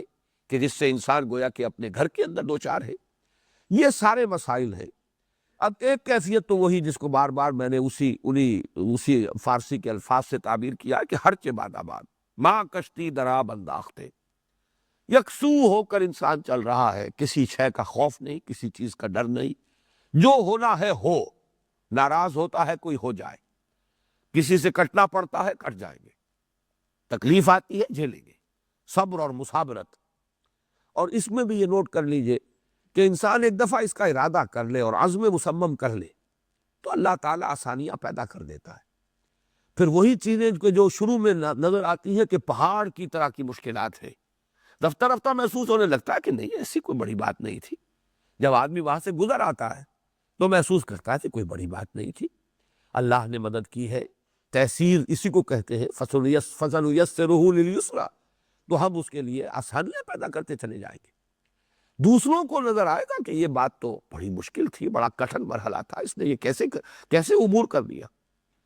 جس کی وہ میرے سامنے جو سب سے بڑی مثال آتی ہے وہ غزوہ بدر میں حضرت معاذ اور معوذ رضی اللہ تعالی عنہما، یہ دو نوجوان انصاری جنہوں نے کہ ابو جہل کو قتل کیا ہے. ان میں سے ایک کے بارے میں یہ روایت ہے کہ ان کے ایک شانے پر تلوار کا وار پڑا، اور اتنا کاری وار کہ پورا بازو کٹ گیا. کوئی ایک تسمہ لگا رہ گیا، کوئی ایک ٹینڈن ہوگا کسی مسل کا، وہ جڑا رہ گیا. اب ظاہر بات ہے کہ ہاتھ بیکار ہے، لٹک رہا ہے، اور لٹکنے کی وجہ سے وہ اور الجھن پیدا کر رہا ہے. وہ اپنے دوسرے ہاتھ سے بھی فریلی اب وہ کوئی کام نہیں کر پا رہا ہے، اس لیے کہ یہ ہاتھ لٹکا ہوا، اس پر کنٹرول تو ان کا نہیں ہے، لیکن یہ کہ پریشان کر رہا ہے. تو آتا ہے روایت میں کہ انہوں نے اپنے اس ہاتھ کو ایک پاؤں کے تلے رکھا اور جھٹکا دے کر اسے اتار کے پھینک دیا کہ یہ رکاوٹ بن رہا ہے. اب میں نے جو بیان کیا اسی سے جھنجھری آتی ہے انسان کو کہ انسان یہ بھی کر سکتا، لیکن یہ کہ ہوتا ہے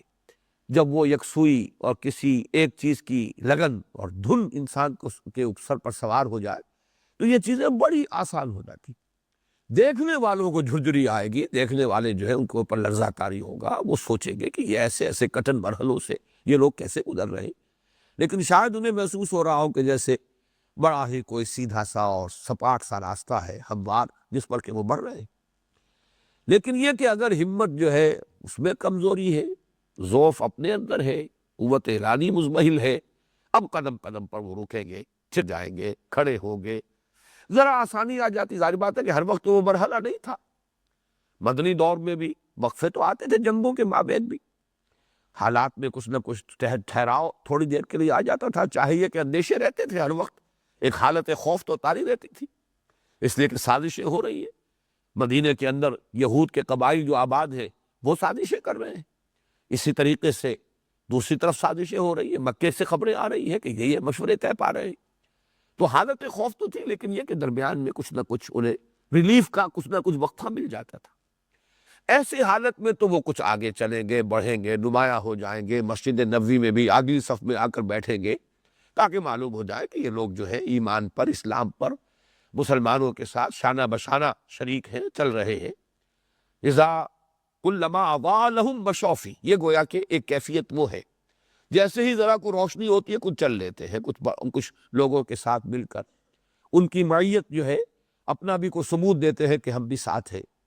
جیسے میں نے کل وہ آیت آپ کو سنائی تھی، وَمِنَ النَّاسِ مَن يَقُولُ آمَنَّا بِاللَّهِ فَإِذَا أُوذِيَ فِي اللَّهِ جَعَلَ فِتْنَةَ النَّاسِ كَعَذَابِ اللَّهِ وَلَئِن جَاءَ نَصْرٌ مِّن رَّبِّكَ لَيَقُولُنَّ إِنَّا كُنَّا مَعَكُمْ۔ لوگوں میں سے ایسے بھی ہیں کہ جنہوں جو کہتے تو ہے، دعویٰ کرتے ہیں ہم اللہ پر ایمان لے آئے، لیکن جب اللہ کی راہ میں انہیں ایذا پہنچائی جاتی ہے تو وہ لوگوں کی طرف سے ڈالی ہوئی آزمائشوں اور فتنے اور ابتلاء سے ایسے گھبرا اٹھتے ہیں جیسے اللہ کے عذاب سے گھبرانا چاہیے۔ وَلَئِن جَاءَ نَصْرٌ مِّن رَّبِّكَ، اور اگر اے نبی آپ کے رب کی طرف سے مدد آ جائے اور فتح ہو جائے، غلبہ حاصل ہو جائے، تو پھر یہ آ کھڑے ہوں گے، شامل ہوں گے، لَيَقُولُنَّ إِنَّا كُنَّا مَعَكُمْ، کہ ہم بھی آپ کے ساتھ ہی تھے۔ أَوَلَيْسَ اللَّهُ بِأَعْلَمَ بِمَا فِي صُدُورِ الْعَالَمِينَ، تو کیا اللہ خوب واقف نہیں ہے اس سے کہ جو لوگوں کے سینوں کے اندر ہے، ان کی کیفیات سے اللہ واقف نہیں؟ وَلَيَعْلَمَنَّ اللَّهُ الَّذِينَ آمَنُوا وَلَيَعْلَمَنَّ الْمُنَافِقِينَ، اور اللہ تعالیٰ تو کھول کر واضح کر دے گا، دودھ کا دودھ پانی کا پانی جدا کر دے گا، واضح ہو جائے گا کون واقعی مومن ہے اور کون منافق ہے۔ وہ نفاق جو ہے، اب اس کی یہ کیفیت جس کے لیے میں نے کل دوسری آیت بھی آپ کو سنائی سورہ حج کی، وَمِنَ النَّاسِ مَن يَعْبُدُ اللَّهَ عَلَى حَرْفٍ، لوگوں میں سے کچھ ایسے بھی ہیں کہ جو اللہ کی بندگی تو کرنا چاہتے ہیں کہ کنارے کنارے، مجدھار میں کودنے کو تیار نہیں ہے، اس لیے کہ وہ فطرت جو میں نے عرض کیا ہے، فطرت محسوس کرتی ہے کشش کے بات صحیح ہے، تسلیم کرو، آؤ شامل ہو جاؤ، اچھے لوگ ہیں، اچھا قافلہ ہے، شریک ہو جاؤ، لیکن جیسے کہ فرمایا وَمِنَ النَّاسِ مَن يَعْبُدُ اللَّهَ عَلَى حَرْفٍ فَإِنْ أَصَابَهُ خَيْرٌ اطْمَأَنَّ بِهِ، اگر خیر ملے، خیریت ہو، مطمئن ہے، ٹھیک ہے، چل رہے ہیں، صرف نماز روزے ہی کی بات ہے نا، نماز کے لیے کھڑے ہوتے تھے تو کسل تو ہوتا تھا، لیکن بہرحال کوئی ایسی قربانی والی بات تو نہیں ہے، کوئی ایسی مشکل تو نہیں ہے، جان اور مال پر کوئی آنچ تو نہیں آتی، تھوڑی سی یہ کہ مشقت ہی ہے، جو کسالہ تو کھڑے ہوتے تھے نماز کے لیے لیکن شریک ہو جاتے تھے، اور جیسا کہ میں نے بارہا عرض کیا ہے، عبداللہ ابن ابی تو اہتمام کر کے جب حضور خطبہ دینے کے لیے کھڑے ہوتے تھے تو پہلے وہ کھڑا ہوتا تھا اپنی چودراہٹ کے مظاہرے کے لیے کہ میں یہاں کا سردار ہوں، وہی ہے کہ جس نے کہا تھا حضور سے جب مدینے آپ تشریف لائے ہجرت فرما کر کہ میرے گھر میں چلیے، وہاں قیام پذیر ہو، میں اس لیے کہ مدینے میں سب سے بڑا گھر، سب سے آرام دہ گھر میرا ہے۔ تو حضور صلی اللہ علیہ وسلم نے فرمایا تھا کہ میری یہ اونٹنی جو ہے، اس کو اللہ کی طرف سے حکم ملے گا، اس کو چھوڑ دو، جہاں یہ رک جائے گی میرا قیام وہی ہوگا۔ بہرحال اس نے اپنی چودراہٹ کے اظہار کا ایک ذریعہ یہ اختیار کیا تھا کہ ہر خطبے سے پہلے کھڑا ہو جاتا تھا اور وہ کہتا تھا لوگوں دیکھو ان کی بات بڑی توجہ سے سنو، یہ اللہ کے رسول ہے۔ تو ان کی یہ کیفیت جو ہے، جب کوئی مطالبہ نہیں، کوئی قربانی کا وقت نہیں، کوئی مشکل نہیں، کوئی آزمائش نہیں، کلما اضاء لهم مشوا فیہ، وہ چلتے ہیں، مشا یمشی، چلنا، مشوا فیہ، وَإِذَا أَظْلَمَ عَلَيْهِمْ قَامُوا، اور جب تاریکی طاری ہو گئی، پھر اندھیرا آ گیا، پھر مصائب آ گئے، پھر مشکلات، پھر تکالیف، پھر امتحانات، پھر تقاضے، پھر مطالبے، قاموا، کھڑے کے کھڑے رہ جاتے ہیں، جس کو ہم کہتے ہیں ٹھٹک کر کھڑے ہو جانا۔ وَلَوْ شَاءَ اللَّهُ لَذَهَبَ بِسَمْعِهِمْ وَأَبْصَارِهِمْ، اللہ چاہتا تو لے جاتا، سلب کر لیتا ان کی سماعت اور بصارت کو، جیسے کہ پہلوں کا کر لیا۔ ذَهَبَ اللَّهُ بِنُورِهِمْ وَتَرَكَهُمْ فِي ظُلُمَاتٍ لَا يُبْصِرُونَ، اللہ ان کا نور بصارت لے گیا، اللہ نے ان کا نور بصارت سلب کر لیا۔ وَتَرَكَهُمْ فِي ظُلُمَاتٍ لَا يُبْصِرُونَ، اور چھوڑ دیا ان کو ان اندھیروں کے اندر بھٹکتے ہوئے کہ کچھ نہیں دیکھتے، صم بکم عمی فہم لا یرجعون۔ لیکن اللہ کی سنت یہ نہیں ہے، جو جس حد تک خود جاتا ہے وہیں تک وہ قانون خداوندی کی گرفت میں آئے گا، اس میں اس کا اپنا فری چوائس برقرار رہے گا۔ وَلَوْ شَاءَ اللَّهُ لَذَهَبَ بِسَمْعِهِمْ وَأَبْصَارِهِمْ، ان لوگوں کی بھی اگر اللہ چاہتا تو ان کی سماعت بھی سلب کر لیتا، ان کی بصارت بھی سلب کر لیتا۔ ان اللہ علی کل شیء قدیر، اس لیے کہ اللہ تعالیٰ یقیناً ہر چیز پر قادر ہے، لیکن اس کا قانون یہ نہیں ہے۔ اس اعتبار سے یہ جو تمثیل نمبر 2 ہے، یہ بنیادی طور پر تو ضعف ایمان کی جو کیفیت میں نے بیان کی تھی، یہ اس کی تشبیہ ہے، اس کی تمثیل ہے، لیکن ابتدائی سٹیجز جو ہے نفاق کی، ان کو بھی یہ کور کر لے گی۔ البتہ نفاق کی وہ آخری شکل، اس میں اور کفر میں کوئی فرق نہیں، وہ تو بالکل ایک کفر ہے، سوائے اس کے کہ جس کی ایک مثال میں دیا کرتا ہوں کہ کوئی بہت بڑا شہتیر ہو یا کوئی چوکھٹ ہے، بڑی موٹی لکڑی نظر آ رہی ہے، لیکن اندر سے اسے دیمک چٹ کر چکی، گھن کھا چکا، اس کو صرف ایک ونیئر جو ہے باقی رہ جاتا ہے، ایک چھلکا سا لگا رہ جاتا ہے۔ اور یہ اللہ نے اتنی سمجھ دی ہے اس چھوٹے سے کیڑے کو بھی کہ اگر یہ ظاہر ہو گیا باہر اور بالکل ہم نے اس کو جو ہے آخری جو ہے اس کی جو کورنگ ہے وہ بھی ختم کر دی، تو فوراً معلوم ہو جائے گا گھر والوں کو، اور پھر وہ ہمارا بندوبست کر لیں گے۔ لہذا وہ چھوڑتے ہوئے دیمک چڑھ رہی ہے اوپر، لیکن اوپر کا کور اس نے انٹیکٹ چھوڑا ہوا ہے تاکہ پتہ نہ چلے۔ یہی معاملہ منافقین کا ہے کہ بالآخر وہ اس کفر کی حد تک، آخری حد تک پہنچنے کے باوجود وہ اسلام کی ڈھال، اپنا کلمہ شہادت اور کچھ نہ کچھ نماز روزہ دکھاوے کا، ریاکاری کا، وہ برقرار رکھتے تھے کہ مسلمان شمار کیے جائے، تاکہ ہمارا جو ہے معاملہ تعلق جو ہے ادھر سے بھی ٹوٹنے نہ پائے۔ ورنہ حقیقت کے اعتبار سے جیسا کہ ابھی میں نے سورہ منافقون کی آیت آپ کو سنائی، ذَلِكَ بِأَنَّهُمْ آمَنُوا ثُمَّ كَفَرُوا فَطُبِعَ عَلَىٰ قُلُوبِهِمْ فَهُمْ لَا يَفْقَهُونَ۔ یہ لوگ ایمان لائے تھے لیکن پھر انہوں نے کفر کیا ہے۔ میں اس کے حوالے سے جو کل چند باتیں میں نے عرض کی تھی انہیں پھر آپ کے سامنے لانا چاہتا ہوں کہ اصل میں یہ نفاق، اس میں جیسا کہ میں نے کل عرض کیا تھا، ایک ہے شعوری نفاق، یہ بہت شاذ ہوتا ہے، جان بوجھ کر کسی شخص کا منافق بننا، یہ بالکل ایک بالکل شاذ سی بات ہے، سازشی کردار، جیسے کہ کل ہم نے وہ سورہ آل عمران کی آیت کے حوالے سے وَقَالَ طَائِفَةٌ مِّنْ أَهْلِ الْكِتَابِ، اہل کتاب کے گروہ نے یہ سازش کی، طے کیا، آمنوا بالذی انزل علی الذین آمنوا وجہ النہار واکفروا آخرہ لعلہم یرجعون۔ صبح کے وقت اپنے ایمان کا اعلان کرو اور شام کو کفر کا اعلان کر دو، مرتد ہو جاؤ، علی الاعلان مرتد ہو جاؤ، لعلہم یرجعون، شاید کہ یہ بھی لوٹیں، کچھ نہ کچھ تو ہلیں گے،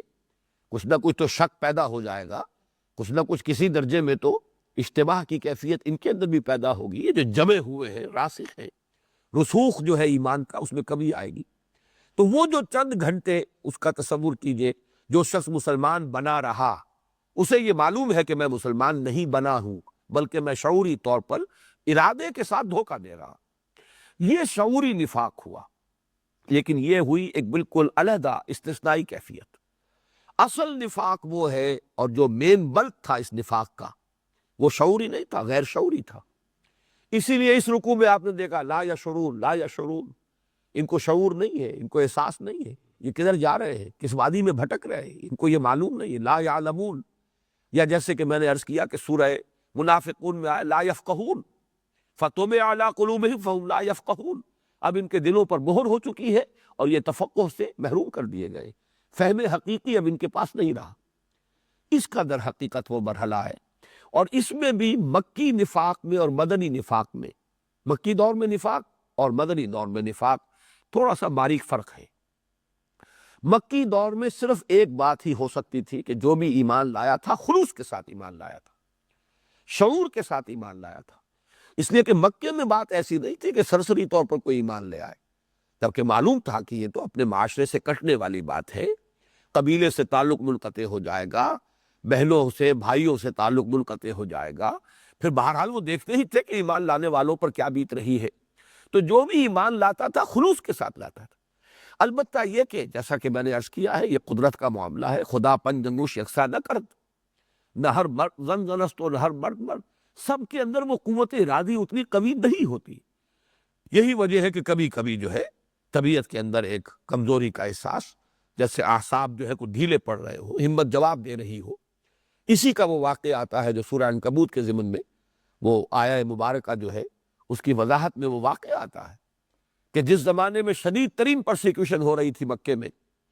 تو صحابہ کا ایک وفد حضور کی خدمت میں آیا ہے، اور آپ اس وقت خانہ کعبہ کی ایک دیوار کے سائے میں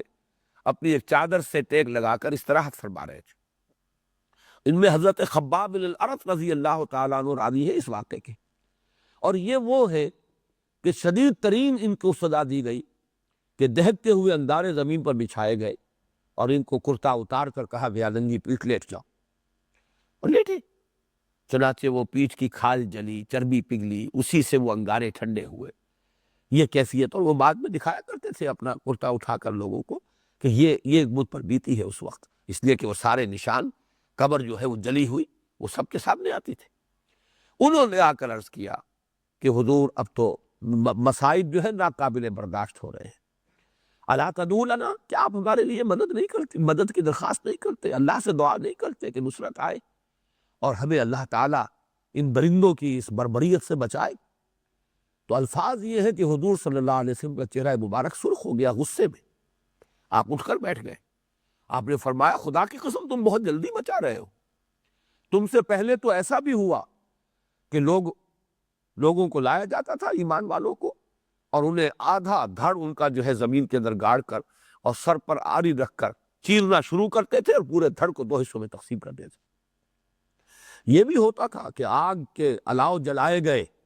اور زندہ لوگوں کو اس کے اندر جلا دیا گیا۔ قتل اصحاب الاخدود النار ذات الوقود اذ هم علیہا قعود، یہ تو سورہ بروج کے اندر وضاحت کے ساتھ واقعہ موجود ہے، پورا تفصیل کے ساتھ۔ ایسا بھی ہوتا تھا کہ لوہے کے بڑے بڑے کنگوں سے ہڈیوں کے اوپر سے گوشت کھرچ لیا جاتا تھا، لیکن وہ پھر بھی ثابت قدم رہتے تھے۔ خدا کی قسم وہ وقت آ کر رہے گا کہ ایک سوار صنعاء سے حضر الموت تک سفر کرے گا اور اسے سوائے اللہ کے اور کسی کا خوف نہیں ہوگا، یعنی پورے امن کی کیفیت پیدا ہو جائے گی اہل ایمان کے لیے۔ لیکن ابھی یہ کہ ابھی عشق کے امتحان اور بھی ہے، ابھی تو سختیاں آئیں کہ تم جلدی بچا رہے ہو۔ یہ کیفیت تھی جس کو تعبیر کیا گیا ہے سورہ عنکبوت میں کہ اگر یہ کیفیت ہے اذا اوذی فی اللہ جعل فتنۃ الناس کعذاب اللہ، لیکن یہ کہ ایسی کوئی مثال ہمارے سامنے بالفعل موجود نہیں ہے کہ وہاں واقعتاً نفاق کا پودا جو ہے کہیں پروان چڑھ گیا، لیکن یہ کہ جیسے کہ کہا جاتا ہے کہ کسی بیماری کی جو آخری سٹیج ہے اس سے خبردار کر دیا جائے تاکہ انسان جو ہے اپنا تحفظ کرے۔ اس اعتبار سے سورہ عنکبوت کے اندر بیان کر دیا گیا یہ نفاق کی طرف لے جانے والی بات ہے اگر تم نے اس میں استقلال کا مظاہرہ نہ کیا۔ البتہ بعد میں اس کا ظہور ہوا ہے، اور وہ ظہور اس مرحلے پر ہوا ہے جب کہ ہجرت لازم کر دی گئی، تو کچھ لوگ ایسے ثابت ہوئے اہل مکہ میں سے بھی جو ایمان لے آئے تھے جنہوں نے ہجرت نہیں کی، گویا کہ اپنے قلموں سے اور قبیلوں سے کٹنے کے لیے وہ تیار نہیں ہوئے، اور وہاں گویا کہ ان کا وہ ایمان جو ہے وہ ان کا ساتھ نہ دے سکا، ان کی ہمت جو ہے وہ جواب دے گئی۔ اور اس کے ضمن میں سورہ نساء میں آئے گا کہ قرآن مجید میں اہل ایمان سے کہہ دیا گیا اے مسلمانوں اب تمہارا ان سے کوئی تعلق نہیں، حتیٰ یہاجروا، اگر وہ ہجرت نہیں کرتے ہیں، ما لکم من ولایتہم من شیء، تمہارا ان سے کوئی رشتہ نہیں، کوئی تعلق نہیں، بالکل انقطاع کر دیا گیا۔ یہ سورہ نساء میں مضمون آئے گا۔ لیکن مکی دور میں در حقیقت نفاق جو ہے کسی باضابطہ اس کا ظہور، کسی بڑی یعنی ایک عددی اعتبار سے یا یہ کہ کوئی نمایاں کیفیت وہ سامنے نہیں آئی ہے ہجرت تک۔ البتہ مدینے میں آ کر اب دونوں کیفیتیں ہوئی۔ یہ مکی جو کیفیت تھی وہ بھی ہوئی، یعنی کچھ لوگ جو خلوص کے ساتھ جان بوجھ کر سمجھ کر ہر چیز کو شعور کے ساتھ قبول کرتے ہوئے ایمان لائے، لیکن بعد میں ہمت جواب دے جائے، یہ بالکل دوسری بات ہے۔ آپ نے ایک وقت ارادہ کیا ہے اور پختہ کیا ہے، لیکن یہ کہ بعد میں جا کر جو ہے آپ کی کچھ ہمت کمزوری کا ظہور ہوا، قوت ارادی ساتھ جو ہے وہ چھوڑ رہی ہے۔ لیکن اس کے علاوہ وہاں ایسے لوگ بھی تھے کہ جو سرسری طور پر ایمان لے آئے۔ یہ سرسری طور پر ایمان لے آنا جو ہے اس کو سمجھ لیجئے، اس لیے کہ اگر اسے نہیں سمجھیں گے تو قرآن مجید کا ایک بہت اہم مضمون جو ہے وہ واضح نہیں ہوگا۔ اسی کی بڑی پیمانے پر شکل وہ تھی جو سورہ حجرات میں بیان ہوئی ہے، قالت الاعراب آمنا قل لم تؤمنوا ولکن قولوا اسلمنا ولما يدخل الایمان فی قلوبکم۔ یہ سرسری طور پر ایمان لانا اس اعتبار سے ہوا کہ مدینے میں دو ہی قبیلے تھے جو اصل عربی الاصل ہے، اصل عرب قبائل، یہ جو یہود کے قبائل تھے تو ظاہر بات ہے عربی النسل نہیں ہے، یہ تو وہاں آ کر آباد ہوئے، آباد کار تھے وہاں۔ اصل جو یمن سے آئے ہیں عرب قبائل وہ اوس اور خزرج تھے جو آ کر مدینے میں آباد ہوئے۔ یہ دونوں کے دونوں قبیلے این بلاک یا این ماس ایمان لے آئے ہیں، اس لیے کہ کیفیت ایسی ہو گئی کہ ان کے سردار ایمان لے آئے، گویا کہ سب نے ایمان قبول کر لیا۔ تبھی تو حضور صلی اللہ علیہ وسلم کا داخلہ مدینے میں جو ہوا ہے ہجرت کے وقت،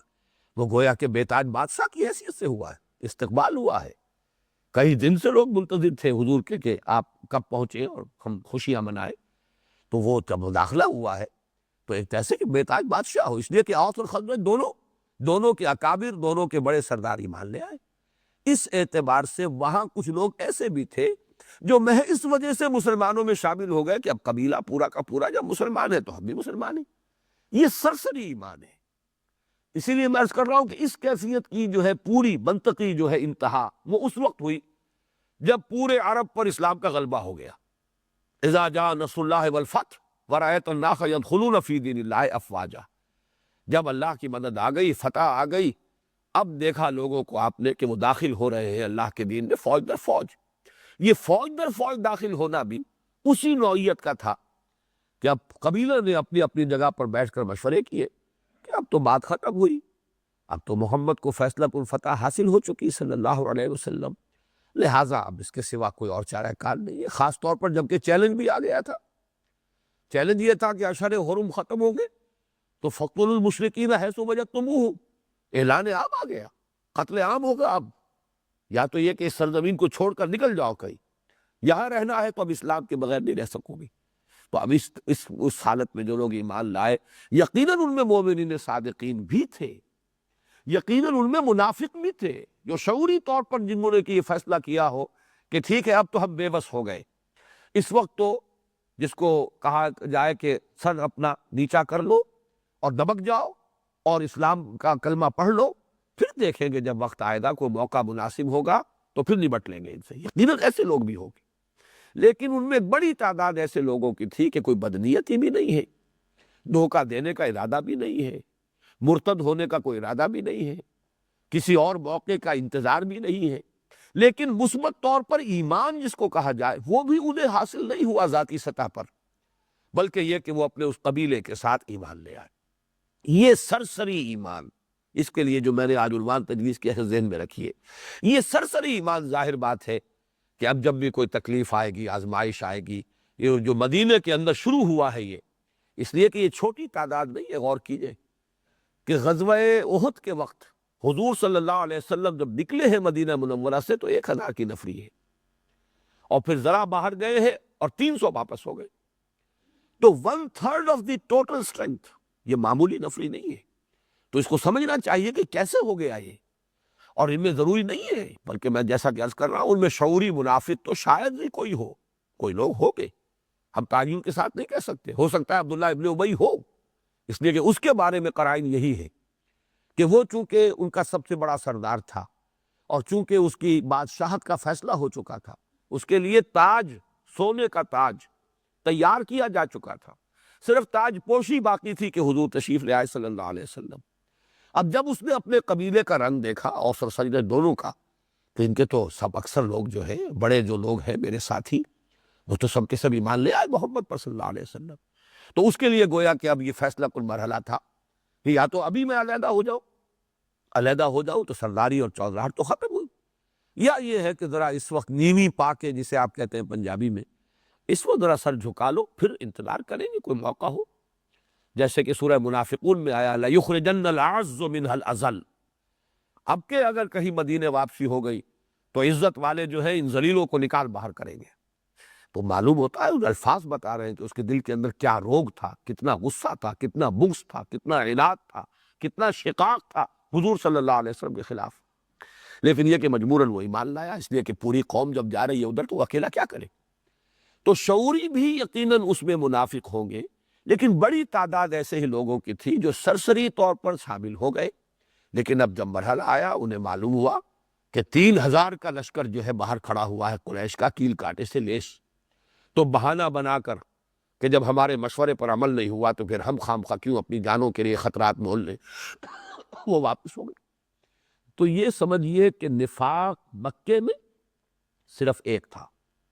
وہ نفاق بھی پوٹینشل نفاق تھا، اس کا کوئی ہمیں ایک انسٹیٹیوشن کی حیثیت سے مکی دور میں کہیں نظر نہیں آتا کہ وہ معاملہ کہیں واقعتاً ایسا ہو کہ جو اس معاشرے میں، اس جماعت کے اندر جو اس وقت حضور پر ایمان لائی، وہاں کوئی ایسے گروہ تھے کہ جن کے اندر یہ کیفیت پیدا ہو چکی ہو، لیکن وہاں سے متنبع کر دیا گیا کہ دیکھو اگر صبر میں، تحمل میں اگر کمی ہوئی، اگر استقامت کا ثبوت نہیں دو گے، اگر آزمائشوں کو نہیں جھیلو گے، برداشت نہیں کرو گے، تو دیکھو یہ راستہ پھر نفاق کی طرف لے جائے گا۔ یہ ایک طرح کا کوشن ہے، یہ ایک طرح کی وارننگ ہے، جیسے کہ کوئی ڈاکٹر بتائے کسی ٹی بی کے جو مریض کو جو ابھی پہلی سٹیج میں ہے کہ دیکھو اگر علاج نہیں کرو گے، اگر صحیح پرہیز نہیں کرو گے، جو ہدایات میں دے رہا ہوں اگر یہ نہیں کرو گے تو پھر نتیجہ یہ نکلے گا۔ اس درجے میں سمجھتا ہوں کہ وہ معاملہ تھا کہ جو مکی دور میں تھا، اگرچہ کچھ لوگوں کا وہ معاملہ زیادہ ظاہر ہو گیا ہجرت کے مرحلے پر آ کر کہ اب امتحان تھا کہ اپنے رشتہ داروں کو اور اپنے قبیلوں کو چھوڑنے کے لیے تیار ہو یا نہیں۔ البتہ مدینے میں آ کر یوں سمجھیے کہ تین قسم کے نفاق ہو گئے، ایک تو یہی جو مکے میں جس کے کہ گویا کہ پوٹینشل تھا، اب یہاں آ کر اس نے ایکچول کی شکل اختیار کی، بالفعل ظہور ہوا۔ دوسرے وہ لوگ جو ایمان ہی سرسری طور پر لائے، صرف اس وجہ سے مسلمان ہو گئے کہ پورا قبیلہ، پورا گھرانہ اسلام لا رہا ہے تو چلو اب کوئی بات نہیں، ٹھیک ہے اب بھی مسلمان ہو جائے۔ ایسے لوگوں کے لیے ظاہر بات ہے کہ وہ کیفیت وہ تو یعنی 10 گنا نہیں 100 گنا زیادہ امکان ہے کہ آزمائش اور ابتلا کے موقع پر ان کے اعصاب ڈھیلے پڑ جائیں اور ان کی ہمت جواب دے جائے۔ اور تیسرا نفاق وہ کہ جو شعوری نفاق، اس لیے کہ اب اس کے سوا کوئی چارہ کار نہیں ہے، جیسے میں گمان غالب کے طور پر عرض کر رہا ہوں عبداللہ ابن ابی کا معاملہ، اور جیسے کہ معاملہ یہود کا کہ ایمان لاؤ صبح کو اور شام کو مرتد ہو جاؤ۔ یہ بھی ہو سکتا ہے کہ کچھ لوگوں نے چند دن اسلام میں رہ کر پھر یہ معاملہ کیا ہو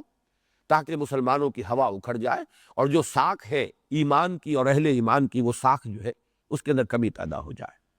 اب آخر میں یہ دو باتیں تو پہلے عرض کر چکا ہوں، آج ایک تیسری بات عرض کرنی ہے۔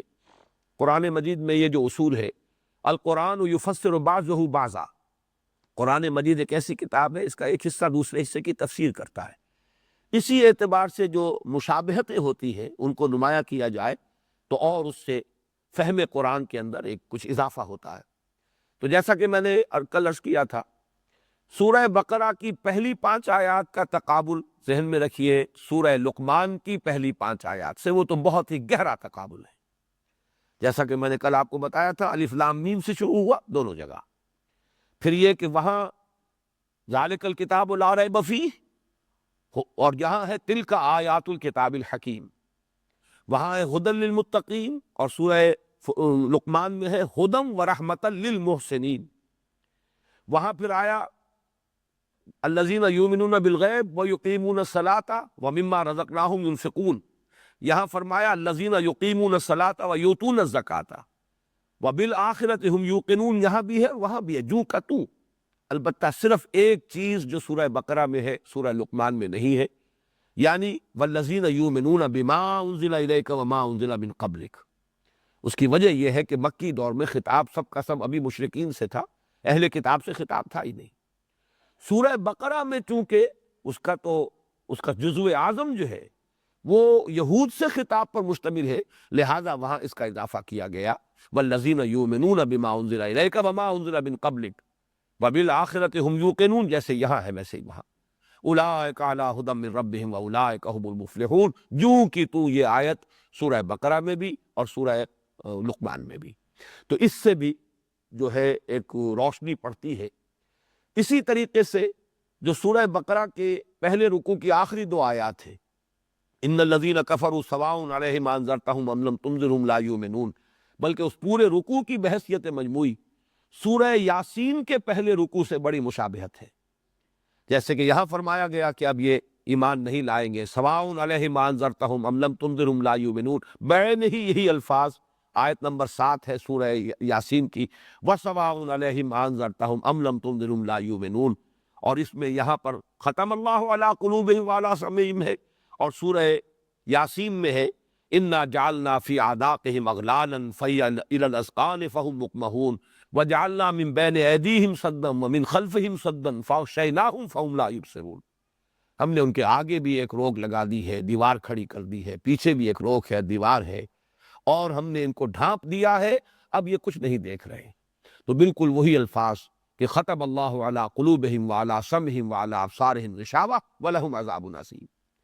البتہ آج جو میں اضافہ کرنا چاہتا ہوں وہ یہ ہے کہ سورہ بقرہ کے ان دو رکوعوں کی بحیثیت مجموعی مشابہت ان کا مثنیٰ قرآن مجید میں سورہ نور کا 5واں رکوع ہے۔ جیسے یہاں تین گروہ ہمارے سامنے آئے، مومنین صادقین، اولئک علی ھدی من ربہم واولئک ھم المفلحون، اور ان کی صفات کیا ہے؟ الذین یؤمنون بالغیب ویقیمون الصلاۃ ومما رزقناہم ینفقون۔ بالکل یہ نقشہ جو ہے سورہ نور کے 5ویں رکوع کے اندر پہلے ایمان کی بحث آئی اور ایمان کے لیے تمثیل آئی۔ ان کا ایمان کیا ہے، نور کیا ہے، ان کے قلب کے اندر ایک قندیل ہے جو روشن ہے، وہ ایمان کی تمثیل اور اہل ایمان کا کردار۔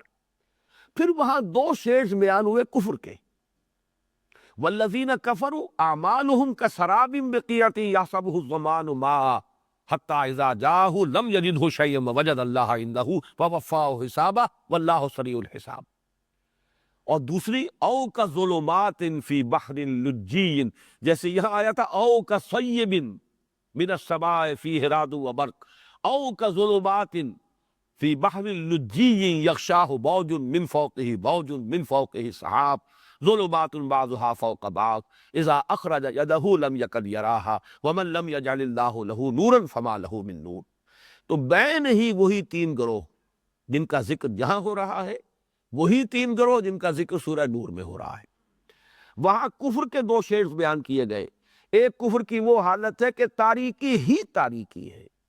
کوئی ملمے کی روشنی بھی نہیں، خیر اور نیکی کا وجود ہی نہیں، صرف نفس پرستی ہے، عیش پرستی ہے، مفاد پرستی ہے، خود غرضی ہے، اس کے سوا کچھ نہیں، جھوٹ مول کی بھی کوئی نیکی نہیں۔ یہ تو ہے کفر کی انتہا۔ ایسے اندھیرے جو بڑے گہرے سمندر میں ہو، بحر اللجی، جو اوپر ایک موج، موج کے اوپر موج، پھر اوپر بھی بادل ہے کہ کوئی چاند کی یا ستاروں کی بھی کوئی انعکاس نہ ہو رہا ہو، تو ایبسولوٹ ڈارکنس۔ اذا اخرج یدہ لم یکد یراہا، جس کو ہم کہتے ہیں اپنے محاورے میں کہ ہاتھ کو ہاتھ سجائی نہیں دیتا، جب آدمی اپنا ہاتھ نکالتا ہے اس کو بھی نہیں دیکھ پاتا کہ میرا ہاتھ کہاں ہے، حالانکہ سینس آف ڈائریکشن ہے، معلوم ہے کہ میرا ہاتھ یہاں ہونا چاہیے، اس کے باوجود نہیں دیکھ پا رہا۔ یہ انتہائی تاریکی کی مثال ہے۔ یہاں پر وہی مثال ہے صم بکم عمی فہم لا یرجعون، یہ انتہائی کفر کی کیفیت ہے۔ دوسرا وہ ہے وہاں والذین کفروا اعمالہم کسراب، کچھ سراب کے مانند نیکیاں ہیں، کچھ جھوٹی ریاکاری کی نیکی، کچھ دکھاوے کی، کچھ ملمے کی نیکی موجود ہے، کچھ نہ کچھ نمک ہے، کچھ نہ کچھ چمک ہے، کچھ روشنی ہے کردار کے اندر، زندگی میں کچھ نظر آ رہا ہے، لیکن حقیقت نہیں ہے۔ اس لیے کہ سراب جو ہے وہ نظر آتا ہے کہ پانی، حقیقت میں پانی نہیں ہوتا۔ پیاسا گھسٹتا ہوا اور اپنی یعنی زبان باہر نکلی ہوئی ہے پیاس کے مارے، لیکن پانی نظر آ رہا ہے، وہ گھسٹتا ہے، لیکن اسے پانی نہیں ملتا، موت منتظر ہوتی۔ ووجد اللہ عندہ فوفاہ حسابہ، یہ وہ بین بین کی کیفیت ہے کہ ہے تو کفر، حقیقی نیکی وہ نہیں ہے، لیکن ملمے کی نیکی، ریاکاری کی نیکی ہے، جو آخرت میں معلوم ہو جائے گا کہ اس کا کوئی وزن نہیں۔ وہی بین بین کا معاملہ نفاق کا یہ ہے کہ جو یہاں پہ بیان کیا گیا، چاہے اس کو کفر کی دو تمثیلیں کہہ لیا جائے، چاہے اسے نفاق کی دو تمثیلیں کہہ لیا جائے، اس لیے کہ نفاق بھی در حقیقت کفر ہے۔ ذالک بانہم آمنوا ثم کفروا فطبع علی قلوبہم فہم لا یفقہون۔ اللہ تعالی ہمیں اس نفاق کے مرض سے بچائے۔ میں نے جیسے کہ پہلے بھی کبھی عرض کیا ہے کہ قرآن مجید کے ان مقامات سے گزرتے ہوئے کچھ ایک کیفیت طبیعت میں پیدا ہوتی ہے، اور وہ بہرحال ہر فرد کے دل میں کچھ نہ کچھ احساسات ہوتے ہیں۔ جو میرا تجربہ ہے وہ بھی میں آپ کو اس میں شریک کر لیا کرتا ہوں۔ جب میں یہ رکوعوں کی تلاوت کرتا ہوں تو پہلا جب حصہ آتا ہے اولئک علی ھدی من ربہم واولئک ھم المفلحون، اس پر ایک رد عمل طبیعت میں ہونا چاہیے، اللہم ربنا اجعلنا منہم، اللہم ربنا اجعلنا منہم، اللہم ربنا اجعلنا منہم۔ اس میں سے ایک ایک چیز کے لیے بھی دعا کی دے، جیسے رب اجعلنی مقیم الصلاۃ ومن ذریتی، پروردگار اس نماز پر مجھے قائم کر دے، نماز قائم کرنے والا بنا دے، مجھے انفاق کی توفیق عطا فرما، مجھے ایمان عطا فرما، مجھے ہدایت پر قائم کر، اور جو ہدایت تو نے دی ہے اس پر استقامت عطا فرما۔ جب دوسرا حصہ آئے ان الذین کفروا سواء علیہم انذرتہم ام لم تنذرہم لا یؤمنون ختم اللہ علی قلوبہم وعلی سمعہم وعلی ابصارہم غشاوہ ولہم عذاب عظیم، اس پر جو کیفیت میرے قلب میں پیدا ہوتی ہے، الحمدللہ الذی لم یجعلنی منہم، اس پر اللہ کا شکر ادا کیا جائے، پروردگار تیرا شکر ہے کہ تو نے ہمیں ایسے لوگوں میں سے نہیں کیا ہے، اس زمرے سے تو نے بچایا ہے۔ الحمدللہ الذی ہدانا لہذا وما کنا لنہتدی لولا ان ہدانا اللہ، کل شکر تیرے لیے، کل ثنا تیرے لیے کہ تو نے ہمیں ہدایت بخشی ہے اور اس گروہ میں ہمیں شامل نہیں کیا۔ البتہ جب تیسری آئے، اب ظاہر بات ہے اس کا اندیشہ ہر وقت ہر مسلمان کو ہونا چاہیے، جیسے کہ حضور کی حدیث ہے کہ ما امنہ الا منافق وما خافہ الا مومن، نفاق وہ شے ہے کہ اس کا اندیشہ ہوتا ہے صرف مومن کو، اور اس سے اپنے آپ کو محفوظ اور مامون سمجھتا ہے صرف منافق۔ منافق تو یہ کہ جب ایمان کی پونجی ختم ہی ہو گئی تو دعا دیتا ہوں راہزن کو، رہا کھٹکا نہ چوری کا، اب کیا اندیشہ ہے؟ کھٹکا اسی کو ہوتا ہے جس کے پاس کوئی پونجی ہو، کوئی ایمان کی رمق ہو کہ اللہ یہ ایمان میرا سلب نہ ہو جائے، ایمان زائل نہ ہو جائے، یہ دولت مجھ سے چھن نہ جائے۔ تو یہ کبھی بھی انسان کو محسوس نہیں کرنا چاہیے کہ ہمارا اس سے کوئی تعلق نہیں۔ پہلا وہ جو معاملہ ہے الحمدللہ الذی لم یجعلنا منہم، اس اللہ کا شکر ہے کہ اس نے ہمیں ان میں سے نہیں بنایا، ہم ان میں سے یقیناً نہیں، اللہ کا فضل ہے، اس میں بھی ہمارا کوئی کارنامہ نہیں، اللہ کی دین ہے، اللہ کا فضل ہے، اس کا کرم ہے۔ لیکن تیسرے حصے پر آ کر اللہم ربنا لا تجعلنا منہم، پروردگار ہمیں بچا اس نفاق سے، اللہم انا نعوذ بک من النفاق والریاء، اللہم طہر قلوبنا من النفاق واعمالنا من الریاء وَأَلْسِنَتَنَا مِنَ الْكَذِبِ وَأَعْيُنَنَا مِنَ الْخِیانَہ۔ یہ دعا جو ہے اس حصے کو پڑھتے ہوئے انسان کو بار بار اس کو بڑے حضور قلب کے ساتھ جو ہے دعا کو مانگنا چاہیے، اس لیے کہ اس سے بچنا کبھی بھی کسی کے پاس کوئی ضمانت نہیں ہے کہ وہ اس سے بچ جائے گا۔ بڑے سے بڑا آدمی،